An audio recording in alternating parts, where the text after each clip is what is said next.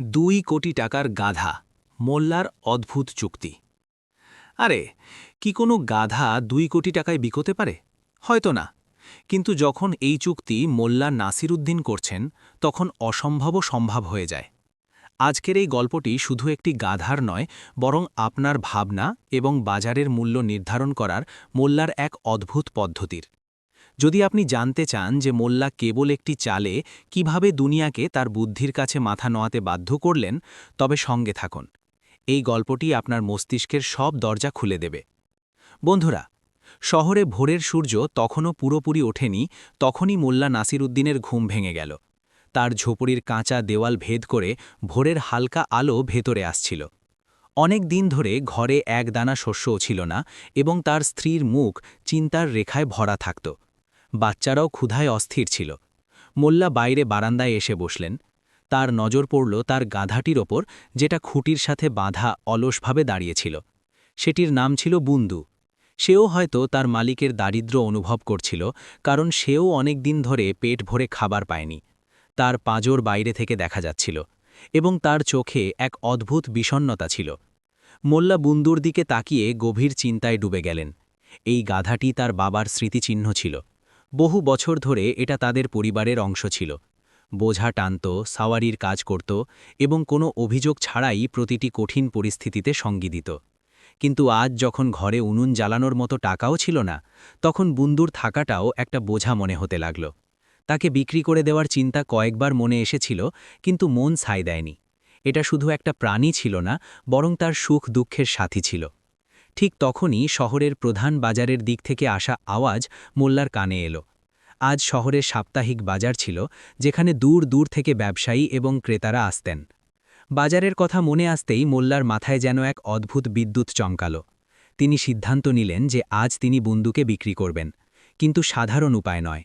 তিনি দুনিয়াকে দেখাবেন যে কোনো কিছুর দাম কেবল তার গুণমান দিয়ে নয়, বরং তাকে বিক্রি করা ব্যক্তির বুদ্ধি এবং ক্রেতার ভাবনা দিয়ে নির্ধারিত হয়। তিনি ঝোপড়ির ভেতরে গেলেন। তার স্ত্রী জিজ্ঞেস করলেন, আজ কি কিছু খাবারের ব্যবস্থা হলো? মোল্লা আত্মবিশ্বাসে ভরা হাসি দিয়ে বললেন, আজ সন্ধে পর্যন্ত আমাদের ঘরে সোনার মুদ্রা থাকবে। তুমি শুধু দেখতে থাকো। স্ত্রীর মনে হলো যে হয়তো মোল্লা দারিদ্র্যের কারণে তার মানসিক ভারসাম্য হারিয়েছেন। মোল্লা ঘরের এক কোণে পড়ে থাকা পুরনো কাঠের তক্তাটি তুললেন। তার ওপর কয়লা দিয়ে বড় বড় অক্ষরে লিখলেন, দাম 2 কোটি টাকা। তিনি সেই তক্তাটিকে একটি দড়ি দিয়ে বাঁধলেন এবং সেটা নিয়ে বুন্দুর কাছে গেলেন। তিনি বুন্দুর গলায় সেই তক্তাটি ঝুলিয়ে দিলেন।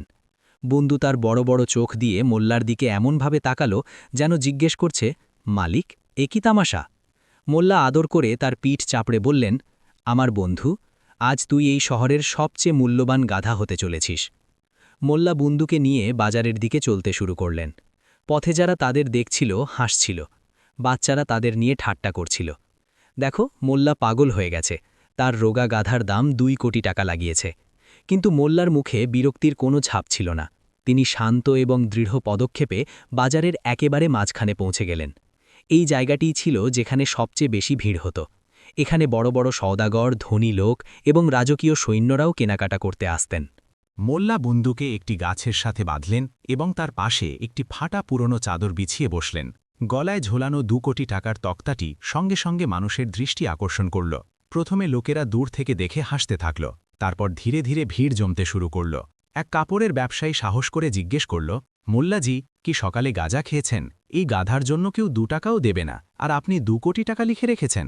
মোল্লা শান্তভাবে উত্তর দিলেন, জনাব, জহুরিই কেবল হীরার দাম জানে, যার এর কদর নেই তার কাছে এটা মাটির ঢেলার মতো।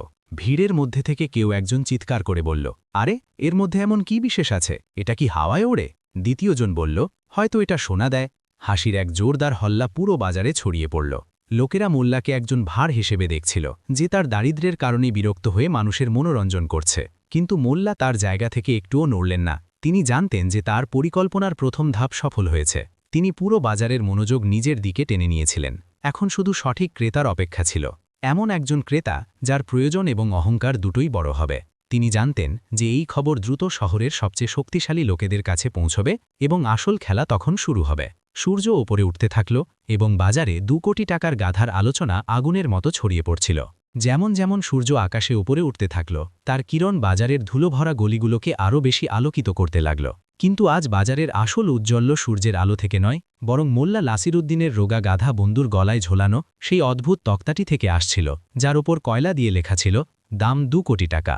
এটা নিছক একটি দাম ছিল না, এটা ছিল একটি চ্যালেঞ্জ, একটি ধাঁধা, এমন একটি তামাশা যা শহরের সবচেয়ে ব্যস্ত বাজারের স্পন্দন থামিয়ে দিয়েছিল। যেসব লোক সকালে তাদের দৈনন্দিন কাজের জন্য বেরিয়েছিল তারা সব ভুলে গিয়ে সেই গাছটির চারপাশে জড়ো হয়েছিল, যেখানে মোল্লা শান্তভাবে এমনভাবে বসেছিলেন যেন তিনি কোনো গাধা নয়, বরং কোনো সালতানাতের অমূল্য হীরা বিক্রি করছেন। গল্প যা প্রথমে কিছু হাসাহাসি করা লোক এবং ঠাট্টা করা লোকেদের মধ্যে শুরু হয়েছিল, এখন ডানা মেলে উঠতে শুরু করেছিল। এটি পানের দোকান থেকে কাপড়ের থান, মশলার স্তূপ থেকে সোনার চকচকে দোকান পর্যন্ত সব জায়গায় আলোচনার সবচেয়ে গরম বিষয়ে পরিণত হয়েছিল। প্রত্যেক ব্যক্তি তার নিজের বুদ্ধি এবং অভিজ্ঞতার অনুযায়ী এই ঘটনার ব্যাখ্যা করছিল। এই মোল্লা তো চিরকালই পাগল ছিল, এক বুড়ো সবজিওয়ালা তার গ্রাহককে বলল। কিন্তু আজ তো সে পাগলামির সব সীমা ছাড়িয়ে গেছে। না চাচা, পাশে দাঁড়ানো এক যুবক দ্বিমত পোষণ করে বলল, এটা পাগলামি নয়, কোনো গভীর চাল। মোল্লা নাসিরুদ্দিনকে কখনো ছোট করে দেখা উচিত নয়। মনে আছে কিভাবে সে একবার বাদশাহকেই নিজের কথায় জড়িয়ে ফেলেছিল? নিশ্চয়ই এর পিছনে কোনো বড় রহস্য আছে। এই ধরনের ফিসফিসানি এবং অনুমান বাজারের বাতাসে ভেসে বেড়াচ্ছিল। প্রতিটি মুহূর্তের সাথে সাথে ভিড় বাড়ছিল এবং মোল্লার আত্মবিশ্বাসও। তিনি জানতেন যে তার পরিকল্পনা ঠিক সেইভাবে কাজ করছিল যেভাবে তিনি ভেবেছিলেন। তিনি বাজারের মনস্তত্ত্ব ধরে ফেলেছিলেন। তিনি জানতেন যে অসাধারণ জিনিসের দিকে আকৃষ্ট হওয়া মানুষের স্বভাব। একটি গাধার দাম 2 কোটি টাকা এতটাই অসাধারণ কথা ছিল যে কেউ এটিকে উপেক্ষা করতে পারত না। প্রায় দুপুরের সময় যখন শহরের সবচেয়ে ধনী এবং সবচেয়ে কৃপণ সওদাগর শেঠ হীরাচাঁদ তার বগিতে চড়ে বাজার দিয়ে যাচ্ছিলেন, শেঠ হীরাচাঁদের ধনসম্পত্তির গল্পগুলো যতটা বিখ্যাত ছিল তার কৃপণতার গল্পগুলো ততটাই। বলা হতো যে তিনি তার নিজের ছায়া থেকেও কর আদায় করার ফিকিরে থাকতেন। তার নজর সবসময় এমন জিনিসের ওপর থাকত যা তিনি কুড়ির দামে কিনে সোনার দামে বিক্রি করতে পারেন। যখন তার বগি মোল্লার গাছের কাছে ভিড় দেখে থামল, তখন তিনি তার মুনিমকে জিজ্ঞেস করলেন, রামলাল, কিসের ভিড় জমেছে? কি কোনো ভাড় খেলা দেখাচ্ছে? মুনিম, যিনি আগেই এই খবর শুনেছিলেন, চাপা স্বরে বলল, না শেঠজি, এ তো মোল্লা নাসিরুদ্দিন। উনি তার গাধার দাম 2 কোটি টাকা লাগিয়েছেন। কি? 2 কোটি? সেই গরিব মোল্লার গাধার? চলো দেখি তো সঠিক, ওর গাধার মধ্যে এমন কোন কুবেরের ধন লুকিয়ে আছে। শেঠ হীরাচাঁদ তার বগি থেকে নামলেন। তার দামি রেশমি কাপড় এবং আঙুলে ঝলমলে সোনার আংটিগুলো তার ধন সম্পত্তির কদর্য প্রদর্শন করছিল। ভিড় শেঠকে দেখে রাস্তা ছেড়ে দিল। তিনি তার পেট ফুলিয়ে অহংকার করে চলতে চলতে মোল্লার সামনে গিয়ে দাঁড়ালেন। তিনি প্রথমে গাধাটিকে ওপর থেকে নিচ পর্যন্ত দেখলেন, যেটা মাছি তাড়াচ্ছিল এবং অলসভাবে দাঁড়িয়েছিল। তারপর তিনি মোল্লাকে দেখলেন, যিনি ফাটা পুরনো কাপড়ে এক ফকিরের মতো বসেছিলেন। শেঠের মুখে এক ব্যঙ্গাত্মক হাসি ছড়িয়ে পড়ল। তার মনে হল যে এটাই তার প্রভাব খাটানো এবং মানুষের সামনে নিজের বুদ্ধিমত্তার প্রদর্শন করার সুবর্ণ সুযোগ। কেন রে মোল্লা? তিনি তার ভারী আওয়াজে প্রভাব খাটিয়ে বললেন, শুনেছি তোর এই ঢ্যাঁচু ঢ্যাঁচু করা প্রাণীটার মধ্যে রাজত্ব কেনার ক্ষমতা আছে। এটা কি হাওয়ায় ওড়ে না সোনা দেয়? মোল্লা চোখ খুললেন এবং খুব নম্রভাবে শেঠের দিকে তাকালেন। শেঠজি, আপনার মতো মহান জহরিও এর বিশেষত্ব দেখতে পেলেন না? এই গাধা দৌলত দেয় না, দৌলত কামানোর বুদ্ধি দেয়।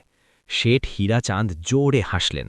তার হাসিতে অহংকার এবং অপমানের মিশ্রণ ছিল। বুদ্ধি? আরে, যদি তোর মধ্যে বুদ্ধি থাকত তবে তুই আজ এই অবস্থায় থাকতিস না। চল, আমি তোর দারিদ্র্যের ওপর দয়া করে এই প্রাণীটাকে কিনতে রাজি, কিন্তু দাম আমি ঠিক করব। এই বলে তিনি নিজের পকেট থেকে 2টি তামার মুদ্রা বের করে সেগুলোকে মাটিতে মোল্লার দিকে ছুঁড়ে দিয়ে বললেন, এই নে 2টো তামার মুদ্রা। এটাই হলো তোর আর তোর এই গাধার আসল দাম। এবার ওঠ এবং ভাগ এখান থেকে। বাজারের পরিবেশ নষ্ট করিস না। পুরো বাজার এক মুহূর্তের জন্য শান্ত হয়ে গেল। এটা ছিল একটা সরাসরি এবং নির্মম অপমান।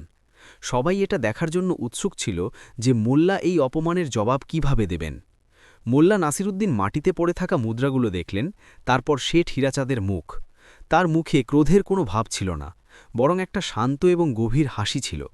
তিনি মাথা নিচু করলেন এবং বললেন, মাফ করবেন শেঠজি, কিন্তু এই চুক্তি আমার মঞ্জুর নয়। শেঠ অহংকার করে জিজ্ঞেস করলেন, কেন? কি 2 মুদ্রা কম হয়েছে তোর এই হাড়ের বস্তার জন্য? মোল্লা জবাব দিলেন, না শেঠজি, মুদ্রা কম নয়, আপনার বিচার করার ক্ষমতা কম। এই গাধা নিজের দাম তো নিজেই ঠিক করে এবং নিজের মালিকও নিজে বেছে নেয়। এটা কেবল সেই মানুষের কাছে যায় যে দৌলতের চেয়ে বেশি বুদ্ধির কদর করে। আপনি একজন মহান সওদাগর হতে পারেন, কিন্তু এই চুক্তির আসল মূল্য চেনেন না। মোল্লার এই কথাগুলো তীরের মতো কাজ করল। তিনি খুব চতুরতার সাথে শেঠের অহংকারে আঘাত করেছিলেন। তিনি শেঠকে ধনী তো বললেন, কিন্তু বুদ্ধিতে কাঁচা প্রমাণ করে দিলেন। শেঠ হীরাচাঁদের মুখ রাগে লাল হয়ে গেল। তিনি তার জীবনে কখনো এমন অপমান অনুভব করেননি। একজন ফকির তাকে ভরা বাজারে বুদ্ধির পাঠ পড়াচ্ছিল। তিনি কিছু বলতে চাইলেন, কিন্তু তার কাছে কোনো শব্দ ছিল না। মোল্লার যুক্তির কাছে তার দৌলতের গর্ব ছোট হয়ে গিয়েছিল। তিনি রাগে পা ঠুকতে ঠুকতে তার বগির দিকে এগোতে লাগলেন এবং বিড়বিড় করতে করতে সেখান থেকে চলে গেলেন। আমি তোকে দেখে নেব মোল্লা, তোর এই দম্ভ আমি একদিন নিশ্চয়ই ভাঙব। শেঠ হীরাচাঁদ চলে যাওয়ার পর ভিড়ের মধ্যে চাপা হাসি ফেটে পড়ল। লোকেরা দেখল যে কিভাবে মোল্লা আওয়াজ উঁচু না করেই কেবল শব্দের জোরে শহরের সবচেয়ে ধনী মানুষটিকে নিরুপায় করে দিয়েছিলেন। এই ঘটনাটি 2 কোটি টাকার গাধার গল্পকে আরও রহস্যময় এবং আকর্ষণীয় করে তুলল। এখন এটা আর শুধু পাগলামির কাজ মনে হচ্ছিল না, বরং এর পিছনে লুকিয়ে থাকা মোল্লার গভীর বুদ্ধিমত্তার স্তরগুলো খুলতে শুরু করেছিল। খবর এখন শুধু বাজার পর্যন্ত সীমাবদ্ধ ছিল না, এটি ধনীদের প্রাসাদগুলোর দরজায় কড়া নাড়ছিল এবং সালতানাতের সবচেয়ে উঁচু করিডরগুলোর দিকে বাড়ছিল। শেঠ হীরাচাঁদের অপমান এবং মোল্লার উপস্থিত বুদ্ধির গল্প যখন বাজার থেকে বাইরে এলো, তখন এটি বিভিন্ন রূপ নিল। কেউ বলল যে গাধাটা সত্যিই কথা বলে এবং সে শেঠকে বোকা বলেছিল। কেউ এই গুজব সরিয়ে দিল যে গাধাকে ছুলেই শেঠের সমস্ত দৌলত মাটি হয়ে যায়, তাই সে ভয় পেয়ে পালিয়ে গিয়েছিল। যত মুখ তত কথা, কিন্তু প্রতিটি গল্পের কেন্দ্রে ছিল মোল্লার অসাধারণ বুদ্ধি এবং গাধাটির রহস্যময় মূল্য। এই গল্পগুলো দরবারি এবং রাজকীয় কর্মচারীদের কানেও পৌঁছল, যারা প্রায়শই বাজারে তাদের গুপ্তচরদের পাঠিয়ে শহরের নারী পরীক্ষা করতেন। দরবার, যা তার ষড়যন্ত্র, শক্তি প্রদর্শন এবং কলকাঠি নাড়ার জন্য পরিচিত ছিল, এই নতুন খবর থেকে দূরে থাকতে পারেনি। দরবারের কিছু যুবক এবং ভাঁড় ধরনের ধনীজাদা, যারা সবসময় মনোরঞ্জনের সন্ধানে থাকত, এই ঘটনাটিকে একটি মজার তামাশা হিসেবে দেখছিল। তারা নিজেদের মধ্যে বাজি লাগাতে শুরু করল যে মোল্লা আর কতদিন এই নাটক চালিয়ে যেতে পারবে। কিন্তু দরবারের কিছু পুরনো এবং গম্ভীর সদস্য, যারা সালতানাতের বিষয়গুলো গুরুত্ব সহকারে দেখতেন, এটিকে অন্য দৃষ্টিকোণ থেকে দেখছিলেন। তাদের মনে হলো যে যদি এই ঘটনা এভাবে বাড়তে দেওয়া হয়, তবে এটা সালতানাতের অধিকার এবং ব্যবস্থার জন্য একটি চ্যালেঞ্জ হয়ে উঠতে পারে। একজন সাধারণ মানুষের এভাবে ভরা বাজারে প্রশাসনের উপহাস করা তাদের কাছে অসহনীয় ছিল। এদের মধ্যে সবচেয়ে বেশি অস্থির ছিলেন শহরের কোতওয়াল ইনায়েত খান। শহরে শান্তি এবং শৃঙ্খলা বজায় রাখা তার দায়িত্ব ছিল। মোল্লার এই কাজের জন্য বাজারে রোজ ভিড় জমছিল, যা চোর ছিনতাইকারীদের কাজ সহজ করে দিচ্ছিল। তার ভয় ছিল যে যদি কোনোদিন এই ভিড়ে কোনো দাঙ্গা-হাঙ্গামা হয়, তবে জবাবদিহি তাকে করতে হবে। কোতওয়াল ইনায়েত খান তার 2 জন সিপাহীকে মোল্লার কাছে পাঠালেন, যাতে তাকে ভয় দেখিয়ে তাড়িয়ে দেওয়া যায়। সিপাহীরা তাদের গোফে তা দিতে দিতে মোল্লার কাছে পৌঁছল। এ মোল্লা, এক সিপাহী তার লাঠি মাটিতে ঠুকতে ঠুকতে বলল, কোতওয়াল সাহেব আদেশ দিয়েছেন যে তুই তোর এই সার্কাস বন্ধ কর এবং তোর গাধাকে নিয়ে এখান থেকে ভাগ, না হলে আমরা তোর আর তোর এই গাধার চামড়া তুলে নেব। মোল্লা, যিনি হয়তো এই মুহূর্তটির জন্যই অপেক্ষা করছিলেন, তার জায়গা থেকে উঠলেন এবং খুব সরলতা নিয়ে বললেন, সিপাহীজি, আমি তো শুধু আমার জীবিকা উপার্জনের চেষ্টা করছি। আমি কেন আইন ভাঙব? যদি আমি কোনো ভুল কাজ করে থাকি, তবে আপনারা আমাকে কোতওয়াল সাহেবের কাছে চলুন, আমি তাকে নিজে আমার আর্জি পেশ করব। সিপাহীরা একে অপরের মুখের দিকে তাকালো। তারা ভেবেছিল যে মোল্লা ভয় পেয়ে পালিয়ে যাবে, কিন্তু সে তো নিজেই কোতওয়ালের কাছে যেতে রাজি ছিল। এখন তাদের কাছে মোল্লাকে গ্রেফতার করার কোনো শক্ত কারণ ছিল না। নিজের জিনিস বিক্রি করা কোনো অপরাধ ছিল না, তার দাম যাই রাখা হোক না কেন। ঠিক আছে, তবে এখানেই বসে পচ, কিন্তু মনে রাখিস, যদি কোনো গণ্ডগোল হয় তবে সবার আগে তুই ভেতরে যাবি। এই বলে সিপাহীরা সেখান থেকে চলে গেল। এই ঘটনাটিও মোল্লার পক্ষেই গেল। লোকেরা দেখল যে সালতানাতের সিপাহীরাও মোল্লার কোনো ক্ষতি করতে পারল না। এতে মোল্লার কদর আরও বেড়ে গেল। এখন সে আর কেবল একজন ভাঁড় নয়, বরং এমন একজন নির্ভীক ব্যক্তি হয়ে উঠেছিল যে ব্যবস্থাকে চ্যালেঞ্জ জানাচ্ছিল। এই সমস্ত খবর রং চড়িয়ে এক এক করে উজিরে আলা মীর কাসিমের কানে পৌঁছচ্ছিল। উজির মীর কাসিম সালতানাতের দ্বিতীয় সবচেয়ে শক্তিশালী ব্যক্তি ছিলেন। তিনি যতটা বুদ্ধিমান ছিলেন, তার চেয়ে বেশি অহংকারী এবং ক্ষমতার লোভী ছিলেন। তার নিজের যোগ্যতার উপর অটুট বিশ্বাস ছিল এবং তিনি এটা সহ্য করতে পারতেন না যে কেউ, সে যতটাই ছোট হোক না কেন, তার অধিকারকে চ্যালেঞ্জ জানাবে বা সালতানাতের নিয়ম নিয়ে ঠাট্টা করবে। মীর কাসিমের কাছে সালতানাত একটি দাবা খেলার বোর্ডের মতো ছিল এবং তিনি নিজেকে বাদশাহের পরে সবচেয়ে বড় খেলোয়াড় মনে করতেন। প্রতিটি বোঁড়ে, প্রতিটি ঘোড়া, প্রতিটি হাতি তাঁর ইচ্ছা অনুযায়ী চলতে হতো। মোল্লা নাসিরউদ্দিনের এই 2 কোটি টাকার গাধা তাঁর বোর্ডের ওপর এক অনাকাঙ্ক্ষিত মোহরা ছিল, যা পুরো খেলাটাকে এলোমেলো করে দিয়েছিল। শুরুতে যখন উজির এই বিষয়ে শুনলেন, তখন তিনি এটিকে একটি সামান্য ব্যাপার মনে করে উপেক্ষা করেছিলেন। আরেক পাগলা ফকিরের কাজ, তিনি ভেবেছিলেন। কিন্তু যখন শেঠ হীরাচাঁদের অপমান, কোতোয়ালের ব্যর্থতা এবং বাজারে মোল্লার বাড়তে থাকা খ্যাতির খবর তার কাছে পৌঁছাল, তখন তার কান খাড়া হয়ে গেল। তিনি এই অনুভূতি পেতে শুরু করলেন যে এটি কোনো সামান্য ঘটনা নয়, এটি তার অধিকার, তার ক্ষমতা এবং তার বুদ্ধিমত্তার ওপর একটি নীরব আঘাত। একজন সাধারণ মানুষ ভরা বাজারে একটি ব্যবস্থা তৈরি করছিল, যেখানে সালতানাতের সবচেয়ে ধনী শেঠ এবং আইনের রক্ষক দুজনেই অসহায় দেখাচ্ছিল। এটি উজির মীর কাসিমের কোনো মতেই মঞ্জুর ছিল না। সেই দিন যখন তিনি তার দরবার খাসে বসে সালতানাতের জরুরি বিষয় নিয়ে আলোচনা করছিলেন, তখন তার একজন গুপ্তচর হাঁপাতে হাঁপাতে ভেতরে এলো। কি ব্যাপার? উজির তার ভারী আওয়াজে জিজ্ঞেস করলেন। গুপ্তচর মাথা নিচু করে বলল, জাহাপনা, সেই মোল্লা, সে বাজারে লোকদের বলছে যে তার গাধা শুধু মূল্যবান নয়, বরং অলৌকিক। সে সালতানাতের ভবিষ্যৎ সম্পর্কে ভবিষ্যৎবাণী করতে পারে এবং লুকিয়ে থাকা শত্রুদের গোপন কথা প্রকাশ করতে পারে। এটা শোনামাত্রই উজিরের রক্ত গরম হয়ে উঠল। কি বাজে কথা এসব! এই লোক এখন সীমা ছাড়িয়ে যাচ্ছে। সে সরাসরি সালতানাতের বিষয় হস্তক্ষেপ করছে। ভবিষ্যৎবাণী আর গোপন কথা প্রকাশ, ওর এত সাহস! উজির মীর কাসিমের মনে হল যে মোল্লা এখন আর কেবল একজন ভাঁড় নয়, বরং একজন বিদ্রোহী হয়ে উঠেছে। সে কুসংস্কার ছড়িয়ে লোকদের বিভ্রান্ত করছিল এবং হয়তো এর পিছনে তার কোনো গভীর ষড়যন্ত্র ছিল। হতে পারে সে শত্রু সালতানাতের কোনো গুপ্তচর, যে এই নাটকের আড়ালে লোকদের খেপাচ্ছে। উজিরের সন্দেহ আরও গভীর হতে থাকল। তার অহংকার তাকে এই অনুমতি দিচ্ছিল না যে একজন সাধারণ মোল্লা তাকে এভাবে বিরক্ত করতে পারে। তার বিশ্বাস ছিল যে এর পিছনে কোনো বড় শক্তি আছে। এই লোকটার খেলা এবার শেষ করতে হবে।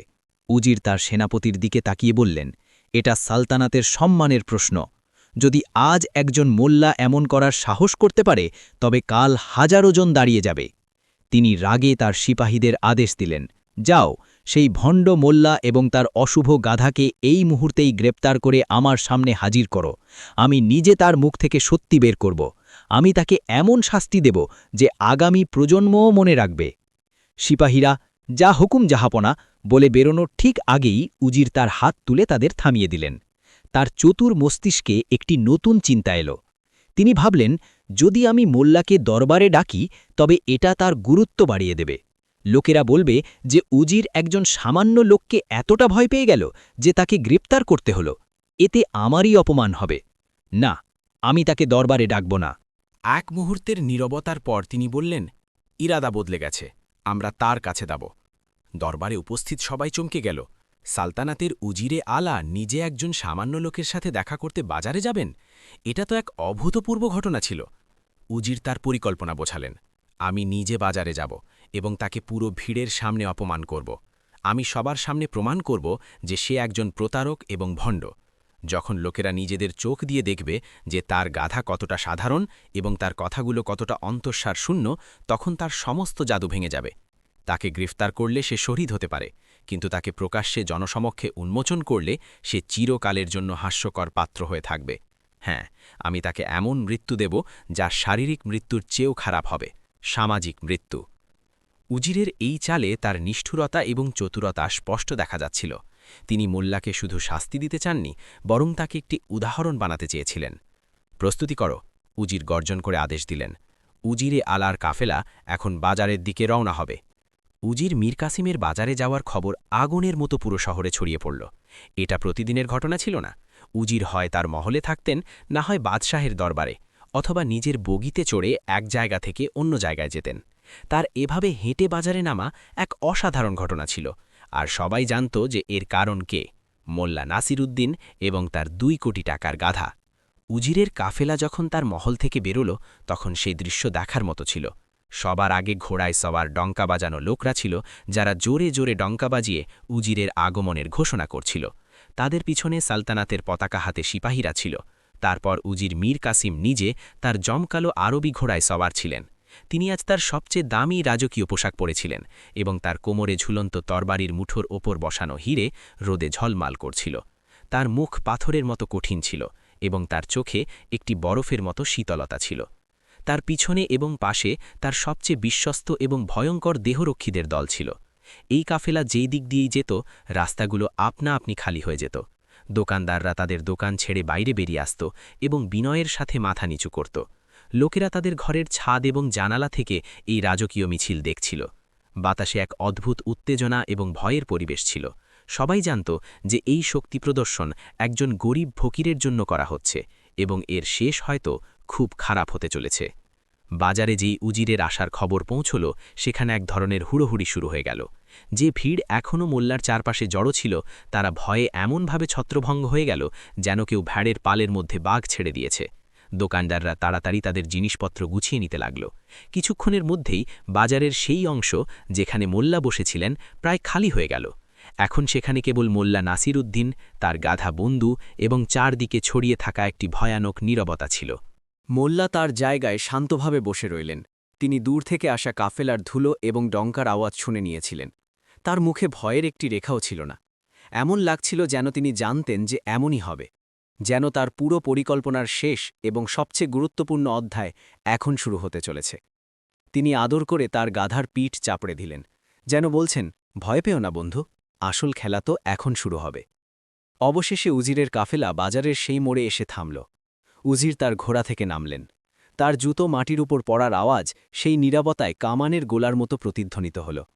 তার দেহরক্ষীরা চারপাশে ছড়িয়ে পড়ল এবং তারা পুরো এলাকাটিকে ঘিরে ফেলল। উজির মীর কাসিম তার ভারী প্রভাবশালী চালে চলতে চলতে মোল্লার দিকে এগোতে লাগলেন। প্রতিটি পদক্ষেপের সাথে মাটি কাঁপতে অনুভূত হচ্ছিল। তার চোখ সরাসরি মোল্লার ওপর নিবদ্ধ ছিল, যেমন একটি বাজ তার শিকারকে দেখে। তিনি মোল্লা থেকে কিছু দূরে এসে থামলেন। বাজারে এত নীরবতা ছিল যে একটি সূঁচ পড়লেও তার আওয়াজ শোনা যেত। দূরে দূরে দাঁড়িয়ে থাকা লোকেরা তাদের নিঃশ্বাস আটকে এই দৃশ্য দেখছিল যে এবার কি হবে। একদিকে সালতানাতের পুরো ক্ষমতা, তার অহংকার এবং তার আইন ছিল, এবং অন্যদিকে একজন নিরস্ত্র গরিব মানুষ এবং তার রোগা গাধা। এটা আর শুধু একটি গাধার চুক্তি ছিল না, এটা ছিল দুটি দুনিয়া, দুটি মতাদর্শ এবং দুটি শক্তির সরাসরি সংঘাত। একদিকে ছিল ক্ষমতার নেশা এবং অন্যদিকে ছিল বুদ্ধির আত্মবিশ্বাস, এবং এই সংঘাতের ফলাফল এটাই ঠিক করতে যাচ্ছিল যে আসল শক্তি তরবারিতে থাকে নাকি মস্তিষ্কে। উজির তার জ্বলন্ত চোখ দিয়ে মোল্লাকে দেখলেন এবং তার সবচেয়ে ভারী এবং সবচেয়ে নিষ্ঠুর আওয়াজে, যা পুরো বাজারে প্রতিধ্বনিত হল, গর্জন করে জিজ্ঞেস করলেন, বেয়াদব মানুষ, এ কি তামাশা লাগিয়ে রেখেছিস? এবার মঞ্চ প্রস্তুত ছিল। চরিত্রগুলো তাদের নিজেদের জায়গায় ছিল এবং গল্পটি তার সেই মোড়ে এসে পৌঁছেছিল যেখানে একটি ভুল শব্দ মোল্লার জীবন নিতে পারত এবং একটি সঠিক শব্দ তাকে ইতিহাসে অমর করে দিতে পারত। উজির মীর কাসিমের আওয়াজ যেন বজ্রপাতের মতো বাজারের শান্ত পরিবেশে প্রতিধ্বনিত হল। তার চোখে জ্বলা অগ্নিশিখা এবং মুখে নিষ্ঠুরতার ভাব এমন ছিল যে পাথরও গলে যেত। বাতাসে ভাসমান উত্তেজনা এত ঘন হয়ে গিয়েছিল যে নিঃশ্বাস নেওয়াও কঠিন লাগছিল। দূরে দাঁড়িয়ে থাকা ভিড়ে ফিসফিসানির এক নতুন পর্ব শুরু হল। এবার মোল্লা বাঁচবে না, উজির তাকে কাঁচা চিবিয়ে থাবে। সালতানাতের পুরো শক্তি আজ একজন নিরস্ত্র ফকিরকে পিষে ফেলার জন্য রাস্তায় নেমে এসেছিল। কিন্তু এই ভয়ানক চাপের কেন্দ্রে বসা মোল্লা নাসিরুদ্দিন অবিচল ছিলেন। তিনি ধীরে ধীরে তার চোখ ওপরে তুললেন। তার চোখে ভয়ের লেশমাত্র ছিল না, বরং এমন এক শান্ত এবং গভীর ঔজ্জ্বল্য ছিল যেমনটি কোনো ঝড় আগে সমুদ্রে দেখা যায়। তিনি জানতেন যে তার দাবা বোট সাজানো হয়ে গেছে এবং সবচেয়ে শক্তিশালী মোহরা এখন তার সামনে দাঁড়িয়ে আছে। এটা তার জীবনের সবচেয়ে বড় চুক্তি ছিল, যেখানে বাজি শুধু দৌলত নয় বরং তার জীবন এবং সম্মানও ছিল। তিনি ধীরে ধীরে তার জায়গা থেকে উঠলেন, তার ফাটা পুরনো কাপড়ের ধুলো ঝেড়ে নিলেন এবং উজিরের সামনে বিনয়ের সাথে মাথা নিচু করে 3 বার সালাম করলেন। তার এই শান্ত এবং সম্মানপূর্ণ আচরণ উজিরের ক্রোধের আগুনে ঘি ঢালার মতো ছিল। উজির আশা করেছিলেন যে মোল্লা তার পায়ের উপর পড়ে হাউমাউ করে কাঁদবে, ক্ষমা চাইবে, কিন্তু এখানে তো পাশা উল্টে গিয়েছিল। তুই শুনলিলা আমি কি বললাম? উজির আবার গর্জন করলেন, তার আওয়াজে এবার অস্থিরতাও যোগ হয়েছিল। এ কি তামাশা! তোর এত সাহস কি করে হলো যে তুই ভরা বাজারে সালতানাতের নিয়ম নিয়ে ঠাট্টা করিস? তুই এই নোংরা রোগা প্রাণীটার দাম 2 কোটি রেখে বাদশাহের বাজার এবং তার শাসনের অপমান করেছিস? তোর কি নিজের জীবন প্রিয় নয়? মোল্লা আরও একবার মাথা নিচু করলেন এবং অত্যন্ত নম্রতার সাথে কিন্তু এক সংযত এবং স্পষ্ট কণ্ঠে কথা বলতে শুরু করলেন, যেটা এতটাই শান্ত ছিল যে সেটা শোনার জন্য উজিরকেও নিজের কান সজাগ করতে হল। হুজুরে আলা, উজিরে আজম, সালতানাতের স্তম্ভ, মোল্লা কথায় মধু ঢেলে বললেন, আপনার রাগ সূর্যের সেই উত্তাপের মতো যা শুকিয়ে যাওয়া ফুলের জন্য তো মৃত্যু, কিন্তু ফোটা পদ্মের জন্য জীবন। আমি তো এক সামান্য ফকির। আমার কি সাধ্য যে আমি বাদশাহ সালামাত বা আপনার শানে গুস্তাখি, বেয়াদবি করি? আমি কোনো আইনের অপমান করিনি হুজুর। আমি তো শুধু আমার জিনিস বিক্রি করছি। দাম ঠিক করা আমার অধিকার, এবং সেই দাম বিচার করে সেটা কেনা বা প্রত্যাখ্যান করা গ্রাহকের ইচ্ছা এবং বোধের ওপর নির্ভর করে। মোল্লার এই যুক্তিযুক্ত উত্তর উজিরকে এক মুহূর্তের জন্য স্তব্ধ করে দিল। তিনি ক্রোধ এবং অধিকারের অস্ত্র দিয়ে আঘাত করেছিলেন, কিন্তু মোল্লা যুক্তি এবং বিনয়ের ঢাল সামনে ধরেছিলেন। উজির অনুভব করলেন যে একে ধমক দিয়ে চুপ করানো সহজ হবে না। তাকে এই মানসিক খেলায় মোল্লাকে হারাতে হবে। তোর জিভ তো কাঁচির মতো চলে মোল্লা, উজির ব্যঙ্গ করে বললেন, কিন্তু জিভের চতুরতা দিয়ে পেট ভরে না। এবার কথা না ঘুরিয়ে সরাসরি জবাব দে। এই গাধার মধ্যে এমন কি বিশেষত্ব আছে? এর মধ্যে কোনো হীরামুক্ত জড়ানো আছে যে তুই এর দাম 2 কোটি চাইছিস? যদি তুই কোনো সন্তোষজনক জবাব না দিস, তবে আমি তোর জিভ টেনে বের করব এবং তোকেই বাজারের মোড়ে কোড়া মারব, যাতে আর কেউ এমন স্পর্ধা করার স্বপ্নও না দেখে। এটা ছিল একটি সরাসরি হুমকি। এবার মোল্লার কাছে পিছিয়ে আসার কোনো পথ ছিল না। এটাই সেই মুহূর্ত ছিল যার জন্য তিনি এই পুরো জাল বুনেছিলেন। এবার তাকে নিজের ব্রহ্মাস্ত্র চালাতে হতো, এমন একটি তীর যা যুক্তি এবং বিজ্ঞানের প্রতিটি প্রাচীর ভেদ করে সরাসরি মানুষের সবচেয়ে দুর্বল অংশে, তার অহংকার এবং লোভের উপর গিয়ে আঘাত করবে। মোল্লা এক মুহূর্তের জন্য চুপ হয়ে গেলেন। সে তার চোখ উজির শিরের উপর থেকে সরিয়ে তার গাধা বুন্দুর দিকে স্থির করল, যে এই সব থেকে বেখবর নিজের লেজ দিয়ে মাছি তাড়াচ্ছিল। মোল্লা তার কাছে গিয়ে খুব আদর করে তার গলা চাপড়ে দিল। তার এই নাটক ভিড় এবং উজিরের মনে কৌতূহলকে আরও বাড়িয়ে দিচ্ছিল। এরপর সে উজিরের দিকে ঘুরল। তার চোখে এখন এক রহস্যময় ঝলক ছিল। সে তার আওয়াজকে সামান্য কম করে নিল, যেন সে কোনো খুব বড় এবং গোপন রাজ ফাঁস করতে যাচ্ছে। আলী জাহা, আপনার রাগ সঙ্গত, সে রহস্যময়ভাবে বলা শুরু করল। প্রথম নজরে বা হয়তো 100তম নজরেও এটা আপনার কাছে একটি সাধারণ এবং হয়তো কুৎসিত গাধাই লাগবে। এর দামের চেহারা সুরত বা এর শক্তিতে নেই, এর দাম তোর এর বুদ্ধিতে লুকিয়ে আছে। বুদ্ধি আর একটা গাধার মধ্যে? উজির জোরে অট্টহাসি হাসল। তার হাসিতে শুধু মস্করা নয়, মোল্লাকে নিচু দেখানোর ভাবও ছিল। তার সিপাহীরাও তাদের মালিকের হাসিতে যোগ দিল। মোল্লা মনে হচ্ছে দারিদ্র তোর বুদ্ধির উপর পর্দা ফেলে দিয়েছে। পশুরা কখনো বুদ্ধিমান হয় নাকি? মোল্লা উজিরের হাসি শেষ হওয়ার অপেক্ষা করল। তার মুখে শান্তি বজায় রইল, যেন সেই প্রতিক্রিয়ার আগে থেকেই আশা করেছিল। না জাহাপনা, আপনি আমার কথার গভীরতা বোঝেননি, মোল্লা খুব গুরুত্বের সাথে জবাব দিল। এটা কোনো মামুলি বুদ্ধি নয়। এই গাধা এই কবিতা লেখে। যেমনই এই শব্দগুলো মোল্লার মুখ থেকে বেরোলো, বাজারে ছেয়ে থাকা নীরবতা এক সম্মিলিত আশ্চর্যের ধ্বনিতে বদলে গেল। লোকেদের চোখ বিস্ফারিত হয়ে গেল। উজিরের হাসি হঠাৎ তার গলাতেই আটকে গেল। এক মুহূর্তের জন্য সে বিশ্বাসই করল না যে সে কি শুনল। তার চেহারার ভাব এমনভাবে বদলে গেল যেন কেউ তাকে মিষ্টি শরবতের বদলে করলার রস খাইয়ে দিয়েছে। কি কি বাজে কথা, উজির তোতলাতে তোতলাতে বলল। কবিতা? জানো আর কবিতা কি করে লিখতে পারে? মোল্লা, তোর মানসিক ভারসাম্য সত্যিই খারাপ হয়ে গেছে। তুই ভরা বাজারে সালতানাতের উজিরের সাথে এমন জঘন্য মজা করছিস। এটাই মোল্লার পরিকল্পনার কেন্দ্রবিন্দু ছিল। সে এমন একটি কথা বলেছিল যা এত অবিশ্বাস্য ছিল যে তাকে সঙ্গে সঙ্গে খারিজ করা যেত, কিন্তু একই সাথে এত আকর্ষণীয় এবং রহস্যময় ছিল যে তাকে যাচাই না করে ছেড়ে দেওয়াও যেত না। সে যুক্তির দুনিয়া থেকে বেরিয়ে এসে কল্পনা এবং কুসংস্কারের দুনিয়ায় পা রেখেছিল, এমন এক দুনিয়া যেখানে উজিরের যুক্তি এবং আইন অসহায় ছিল। মোল্লা তার কথাকে আরও দৃঢ় করতে গিয়ে বলল, হুজুর, আমি জানি এটা বিশ্বাস করার মতো কথা নয়। এই জন্যেই তো আমি সকাল থেকে এখানে বসে আছি, কিন্তু কেউ এর দাম বুঝতেই পারল না। এই গাধা সবার সামনে, সাধারণ লোকেদের ভিড়ের সামনে নিজের মুখ খোলে না। এর কবিতায় সাধারণ কবিতা নয়, যাতে শুধু চাঁদ, তারা আর ফুলের কথা থাকে। এর কবিতায় তো সালতানাতের সেই গভীর রহস্যগুলো লুকিয়ে আছে, প্রশাসন চালানোর সেই নীতিগুলো আছে, কূটনীতির সেই চালগুলো আর শত্রুদের ধুলো চাটানোর সেই কৌশলগুলো আছে, যা বড় বড় পরামর্শদাতা আর জ্ঞানী ব্যক্তিরাও বছরের পর বছর চেষ্টার পরেও ভাবতে পারে না। মোল্লা একজন পাকা অভিনেতার মতো নিজের ভূমিকা পালন করছিল। সে উজিরের চারপাশে শকদের এমন একটি দুর্গ তৈরি করা শুরু করে দিয়েছিল, যার ভেতরে প্রবেশ করা যেত, কিন্তু বাইরে বেরিয়ে আসা প্রায় অসম্ভব ছিল। সে এক পা আগে বাড়ল এবং নিজের আওয়াজ আরও কম করে নিল, যাতে শুধু উজির এবং তার ঘনিষ্ঠ দেহরক্ষীরাই তাকে শুনতে পারে। এই গাধা সবার সাথে মিশতে পারে না আলিজা। এটি কেবল সেই মহান এবং অসাধারণভাবে বুদ্ধিমান লোকেদের সামনেই নিজের মুখ খোলে, যাদের কাঁধে সালতানাতের ভবিষ্যৎ নির্ভর করে। এটি কেবল নিজের মালিকের মহানতা থেকে অনুপ্রেরণা নেয়। এটি শুধু উজিরে আলার মতো মহান দূরদর্শী এবং জ্ঞানী ব্যক্তিকেই নিজের পরামর্শ দেয়, তাও কবিতার রূপে। এর কবিতায় জাহাপনা পুরো 2 কোটির বুদ্ধি আছে। আপনি এটিকে আপনার আস্তাবলে রেখে দিন, আর আমি নিশ্চিত করছি যে আপনাকে সালতানাত চালানোর জন্য আর কখনো কোনো অন্য মানুষ, অন্য পরামর্শদাতার প্রয়োজন হবে না। এখন উজির মীর কাসেমের মুখে হাসি বা রাগের বদলে গভীর চিন্তা এবং সন্দেহের ভাব ভাসছিল। সে ছিল একজন অহংকারী এবং উচ্চাকাঙ্ক্ষী ব্যক্তি। মহান, দূরদর্শী, জ্ঞানী, এই সেই শব্দগুলো ছিল যা শুনতে তার সবচেয়ে বেশি ভালো লাগত। মুল্লা বড় চালাকি করে গাধার বিশেষত্বকে উজিরের অহংকারের সাথে জুড়ে দিয়েছিল। উজিরের মনে এক ঝড় তৈরি হল। তার যুক্তিশীল মন চিৎকার করে বলছিল, এটা অসম্ভব, এটা একটা প্রতারণা, এই লোকটা তোমাকে বোকা বানাচ্ছে।